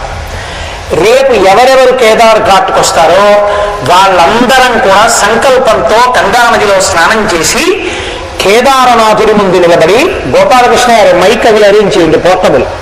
రేపు మన అందరం కూడా శాస్త్రంలో ఎలా చెప్పారో అలా చక్కగా ఈ స్తోత్రాన్ని అందరం చదివి కేదారనాథుడి దగ్గరికి వెళ్ళి అందరూ ఇది బయట చెప్పేశాక లోపల పెడితే ఓం కేదారేశ్వరాయ నమః, ఓం కేదారేశ్వరాయ నమః అంటూ వెళ్ళి మీ చేతిలో ఉన్న ద్రవ్యాన్ని శివలింగం మీద పోసి ముక్కుకుని నమస్కరించి వద్దాం. కార్తీక మాసంలో మనం కాశికా పట్టణానికి వచ్చినందుకు ఒక అద్భుతమైన విషయాన్ని చక్కగా చేసి మనకి శాస్త్రం ఏ అనుగ్రహాన్ని కటాక్షించిందో ఆ అనుగ్రహాన్ని రేపటి రోజున పొందుదాం. అక్కడ కేదారనాథుడిని దర్శనం చేసిన తర్వాత మనం విశ్వనాథ దర్శనానికి వెళదాం. ఉదయం వెళ్ళి ఇవాళ మీరు విశ్వనాథుడి గురించి కాశికాపట్టణం గురించి కొంత విన్నారు. రేపు మళ్ళీ నేను కొన్ని విషయాలు మీతో మనవి చేస్తాను. విశ్వనాథ దర్శనం చేసుకుని చక్కగా ఎదురుగుండా శ్రీచక్రేశ్వరుడు ఉన్నాడు. శ్రీచక్రేశ్వర దర్శనాదులు పూర్తి చేసుకుని మనం కామకోటి మఠానికి వచ్చి పలహారం స్వీకరించి అక్కడి నుంచి బయలుదేరి అదిగో క్రతువు పెరుగుతున్నటువంటి ప్రాంగణానికి మనం వెళదాం. కాబట్టి రేపు ఎవరు 5:30 కేదార్ ఘాట్కి రాగలరో వాళ్ళందరం కూడా చక్కగా కలిసి మనం ఈ కార్యక్రమాన్ని నిర్వహణ చేద్దాం. అంత గొప్ప కాశీ. మీరు ఒక్కొక్క రోజు ఒక్కొక్క విశేషాన్ని మీకు నేను మనవి చేస్తుంటాను. చక్కగా విని తెలుసుకుని మీరు మళ్ళీ మళ్ళీ కాశీ వచ్చినప్పుడు అనుష్ఠించి ధన్యులు అవుదురుగాలి. మనం ఇవాళ అసుర సంఖ్య వేళ దాటి ఉన్నాం, కాశికాపట్టణంలో ఉన్నాను. కాబట్టి నేను ఒక్కసారి ద్వాదశలింగ స్తోత్రాన్ని మీతో చెప్పిస్తాను. మీ అందరూ కూడా ఏకకంఠంగా చెప్పండి, మనం పూర్తి చేద్దాం. రేపు మాత్రం ఖచ్చితంగా 4 గంటలకి ప్రసంగం ప్రారంభమవుతుంది, 6 గంటలకి పూర్తయిపోతుంది. 6 గంటలకి పూర్తయిపోగానే ఖాళీగా ఉండకూడదు. సంధ్యావందనం చేసుకునే వాళ్ళు సంధ్యావందనం చేసుకుని కార్తీక మాసంలో దీపం ఎక్కడెక్కడ పెట్టాలి అన్నది నియమం చెప్పారు. దేవాలయంతో సమాన స్థాయిలో ఉండేది ఏది అంటే నదీ తీరం కానీ మఠం కానీ. మన అదృష్టం ఏంటంటే మనం పలహారం చేస్తున్నది, చాలా మంది పడుకుంటున్నది కంచి కామకోటి మఠం. ఒకనొకనాడు నడిచే దేవుడైన పరమాచార్య స్వామి వారు కాలినడకన కాంచీపట్టణం నుంచి కాశీకాపట్టణం ప్రవేశం చేస్తుంటే ఎంతమంది వేద పండితులు ఇక్కడున్న పూర్వతరం వాళ్ళకి తెలుస్తుంది. బెనారస్ విశ్వవిద్యాలయం పండితుల దగ్గర నుంచి అసలు ఎక్కడెక్కడ పండితులు ఇక్కడికి వచ్చి పరమాచార్య స్వామి వారికి స్వాగతం పలికారు. మహానుభావుడు ఆ కంచికామకోటి మఠంలో ఉన్నారు. అటువంటి మఠంలో మీరు నిద్ర చేస్తున్నారు, అక్కడ మఠంలో పలహారం చేస్తున్నాం. సార్వభౌమ పీఠమైనటువంటి శృంగగిరి మహానుభావులు ఎటువంటి వాళ్ళు అధిష్ఠించారు. శంకర భగవత్పాదుల యొక్క జన్మస్థలాన్ని కనిపెట్టిన మహాపురుషుడు సచ్చిదానంద శివాభినవ నృసింహ భారతీ స్వామివారు. ఎన్నో సిద్ధులకు ఆలమానం నృసింహ భారతీ స్వామివారు. అసలు ప్రాతస్మరణీయులు మహానుభావులు చంద్రశేఖర భారతీ స్వామివారు. సమస్త శాస్త్రముల యొక్క సమాహార స్వరూపం, భూమి మీద నడిచి వెడుతున్న అపర శారద. ఇప్పుడు శృంగగిరి పీఠానికి ఆధిపత్యం వహిస్తున్న శ్రీ శ్రీ శ్రీ భారతీ తీర్థ మహాస్వామి వారు. అటువంటి శృంగగిరి పీఠంలో మనం అన్నం తింటున్నాం, అటువంటి శృంగగిరి పీఠంలో పడుకుంటున్నాం. ఇటువంటి మఠాలలో ఉండి మనం కార్తీక మాసంలో ఏమి సాధించుకున్నట్టు. అందుకే రేపు 6 గంటలకి పూజ అయిపోగానే అందరికీ ప్రమిదలు, ఒత్తులు అన్ని ఏర్పాట్లు చేస్తారు. చక్కగా రేపు భగవన్మూర్తులను పెడతాం. మఠంలో దీపం వెలిగిస్తే కాశీలో విశ్వనాథ దేవాలయంలో వెలిగించినట్టు. నన్ను నమ్మండి, నేను ఏది అబద్ధాలు కానీ ఒక్క తప్పుడు మాట కానీ నేను చెప్పను. రేపు మనందరం కూడా చక్కగా ద్వాదశ జ్యోతిర్లింగ స్తోత్రం చేస్తూ భజన చేస్తూ దీపాలు వెలిగించి 1 గంటన్నర సేపు అందరం కూర్చుని భజన చేసుకొని ఫలహారం చేసి మళ్ళీ విడుదలకు వెళదాం. ఎల్లుండికి మళ్ళీ ఒక ప్రత్యేక కార్యక్రమాన్ని మనం అభ్యున్నతి పొందడానికి శాస్త్రం మనకు అనుగ్రహించిన వాటిని మీకు మనవి చేస్తాను. కాబట్టి ఇవాళ నా ప్రసంగాన్ని ఇక్కడితో పూర్తి చేస్తాను. కార్తీక మాసం కనుక ఒక్కసారి నేను ద్వాదశ జ్యోతిర్లింగ స్తోత్రం చెప్పిస్తాను. అందరూ కూడా ఒక్కసారి ఆ 12 లింగాల్ని స్మరిస్తూ కళ్ళు మూసుకుని నమస్కారం చేస్తూ నేను చెప్పిన స్తోత్రాన్ని చెప్పండి. పరమపావనమైన మఠంలో ఉన్నాం, ఎదురుగుండా స్వామి హనుమ ఉన్నారు. చక్కగా అందరూ నమస్కారం చేస్తూ చెప్పండి. సౌరాష్ట్ర దేశే వసుధావకాశే జ్యోతిర్మయం చంద్రకళావతంసం. ఇంతమంది కంఠం అంటే అంత నీరసంగా ఉన్నారు. భక్తి ప్రధానాయ కృపావతారం తం సోమనాథం శరణం ప్రపద్యే. సౌరాష్ట్ర దేశంలో ఉన్న జ్యోతిర్లింగాన్ని మీరు దర్శనం చేసి కీర్తించారు. శ్రీశైల శృంగే వివిధ ప్రసంగే శేషాద్రి శృంగేపి సదా వసంతం తమర్జునం మల్లికపూర్వమేనం నమామి సంసార సముద్ర సేతుం. శ్రీశైలంలో ఉన్న జ్యోతిర్లింగానికి మనం నమస్కారం చేశాం. అవంతికాయాం విహితావతారం ముక్తి ప్రదానాయ చ సజ్జనానాం అకాల మృత్యోః పరిరక్షణార్థం వందే మహాకాలమహం సురేశం. ఉజ్జయిన్లో మహాకాలుడికి మనం నమస్కారం చేశాం. కావేరికా నర్మదయోః పవిత్రే సమాగమే సజ్జనతారణాయ సదైవ మాంధాతృపురే వసంతం ఓంకారమీశం శివమేకమీడే. ఓంకారేశ్వరుడికి నమస్కరించాం మనం. పూర్వోత్తరే పారలికాభిగానే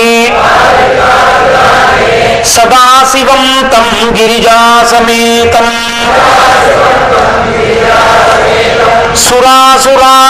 సురాధిక పాద పద్మం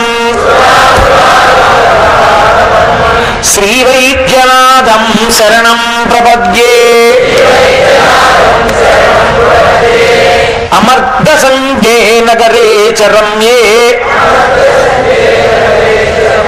విభూషితాంగం వివిధైశ్చ భోగైః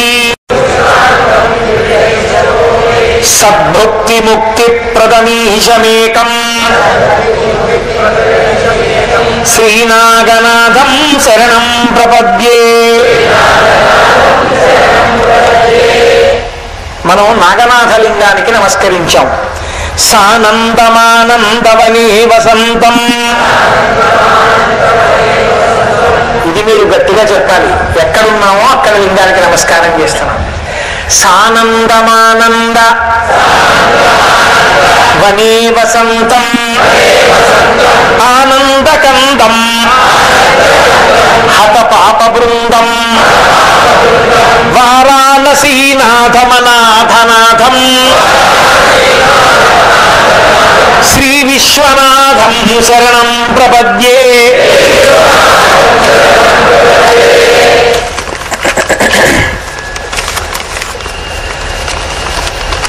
యోగాకినీశాకినికా సమాజే నిషేవ్యమాన పిశితాసనైశ్చ సదైవ భీమాదిపద ప్రసిద్ధం తం శంకరం భక్తహితం నమామి. భీమేశ్వరలింగానికి నమస్కరించాం. శ్రీతామ్రపర్ణి జలరాశియోగే నిబధ్యసేతుం నిశిబిల్వపత్రైః శ్రీరామచంద్రేణ సమర్పితం తం రామేశ్వరాఖ్యం సతతం నమామి. రామేశ్వరలింగానికి నమస్కారం చేశాం. సింహాద్రి పార్శ్వేపి తటే రమంతం గోదావరీ తీర పవిత్ర దేశే యద్దర్శనాత్ పాతక జాతనాశః ప్రజాయతే త్రయంబకమీశమీడే. త్రయంబకలింగానికి నమస్కరించాం. హిమాద్రి పార్శ్వేపి తటే రమంతం సంపూజ్యమానం సతతం మునీంద్రైః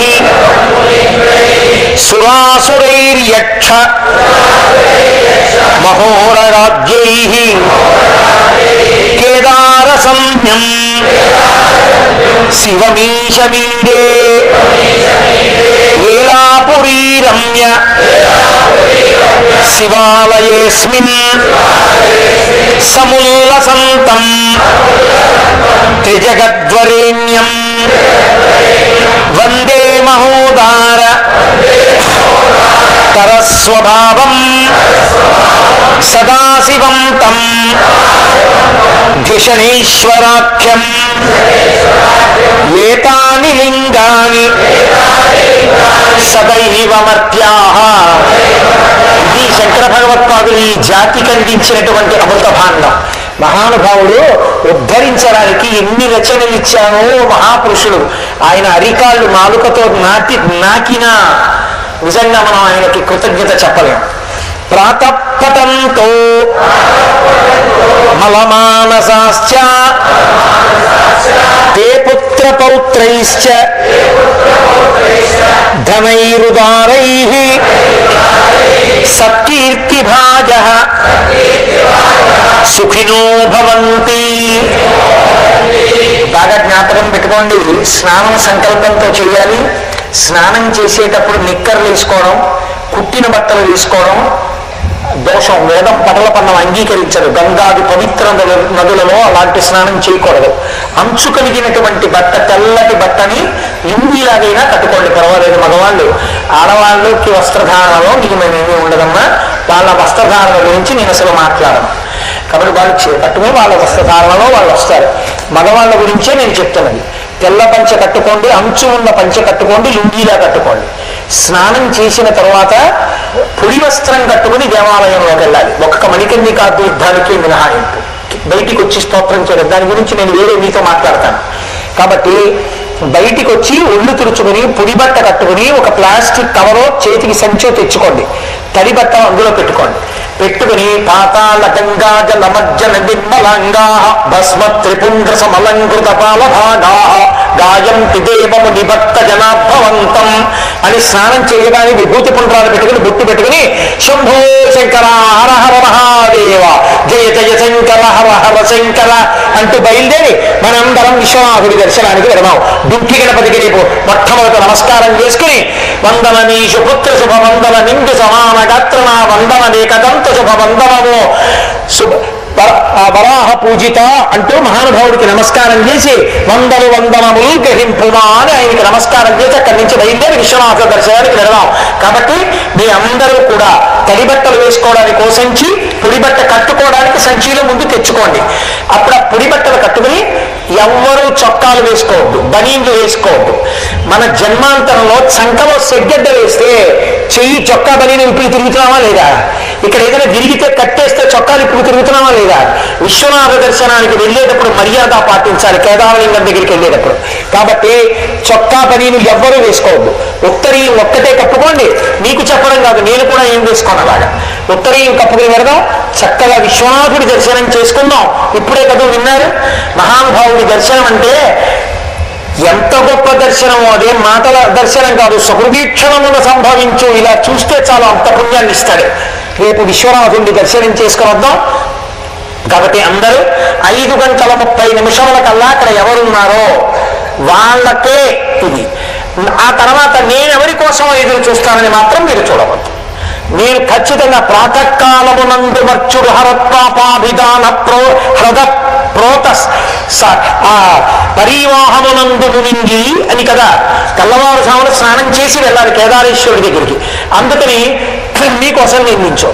కాబట్టి మీరే ఆ వేళకి అక్కడికి రావాలి. మీరు ఎలా రావాలో ఏవో మీరు నిర్ణయించుకోండి. కాబట్టి అలా వస్తే చక్కగా మనందరం కలిసి ఈ నమక చమకాలకి ప్రత్యామ్నాయ స్తోత్రం చేసి కేదారేశ్వరుని సేవించి ఈశ్వరాల దర్శనం చేసుకున్నాం. ఇవాళ నేను ఇక్కడితో ఆపేస్తున్నాను. కానీ ఇప్పుడు ఉపన్యాసం మొదలెట్టే వేళ ఇతర చోట్ల ఇక్కడ పూర్తయింది. ఇది కాశీపట్టణం యొక్క వైభవం. కాబట్టి ఇప్పుడు ఇక్కడి నుంచి పాపం దూరం వెళ్ళవలసిన వాళ్ళు ఉన్నారు, మాతాజీ అనుమాయులందరూ. కాబట్టి వాళ్ళందరూ బయలుదేరాలి. కాబట్టి మళ్ళీ ప్రయాణ సౌకర్యం దొరకదు. మనం కూడా పలహారం చేసి కంచి వెళ్ళవాలి, కంచి కామకోటి మఠానికి వెళ్ళవలసిన వాళ్ళు ఉన్నారు. కాబట్టి ఇప్పుడు ఈ మంగళం చెప్పేసిన తర్వాత బయలుదేరి మనందరం చక్కగా అక్కడికి వెళదాం. మనందరం గౌరవంతో మాతాజీ బయలుదేరిపోయేంత వరకు మాత్రం దయచేసి ఎవరు కదిలిపోవద్దు. అదే ఆవిడ పట్ల గౌరవం. శివ సంకల్పం వస్తూ ఆ తల్లి ఎంత సహృదయంతో చేశారో ఆవిడ సంకల్పం ఇవాళ ఇలా మనందరికీ అనుగ్రహాన్ని ఆవిడ పెట్టుకున్న సంకల్పం ఇన్ని వేల మందిని కరింపజేసింది. అది మనసులో ఆ శుద్ధి లేకుండా అది కుదిరేది కాదు. అందుకని ఆవిడ బయలుదేరి బయటికి వెళ్ళిపోయేంత వరకు అందరం ఇలాగే ఉన్నాం. ఆవిడ లేచి వెళ్ళేటప్పుడు లేచి నిలబడండి. ఆవిడ మర్యాదగా వెళ్ళిపోయాక మనం వెళదాం. మంగళాశాసనపరై ఆచార్య పురోగమై సర్వైశ్చ పూర్వైరాచార్యై సత్కృతాయాస్తు మంగళం. మంగళం కోసలేంద్రాయ మహనీయ గుణాత్మనే చక్రవర్తి తనూజాయ సర్వభౌమాయ మంగళం. ఉమాకాంతాయ కాంతాయ కామితార్థప్రదాయినే శ్రీగిరీశాయ దేవాయ మలినాథాయ మంగళం. కరచరణకృతం వా కర్మవాక్కాయుజం వా శ్రవణేజం వా మానసం వాపరాధం విహితం వా శ్రవణేత్తక్షమస్వా శివ శివ కరుణాబ్ధే శ్రీ మహాదేవ శంభో. సర్వం శ్రీ ఉమామహేశ్వర పరబ్రహ్మార్పణమస్తు. స్వస్తి.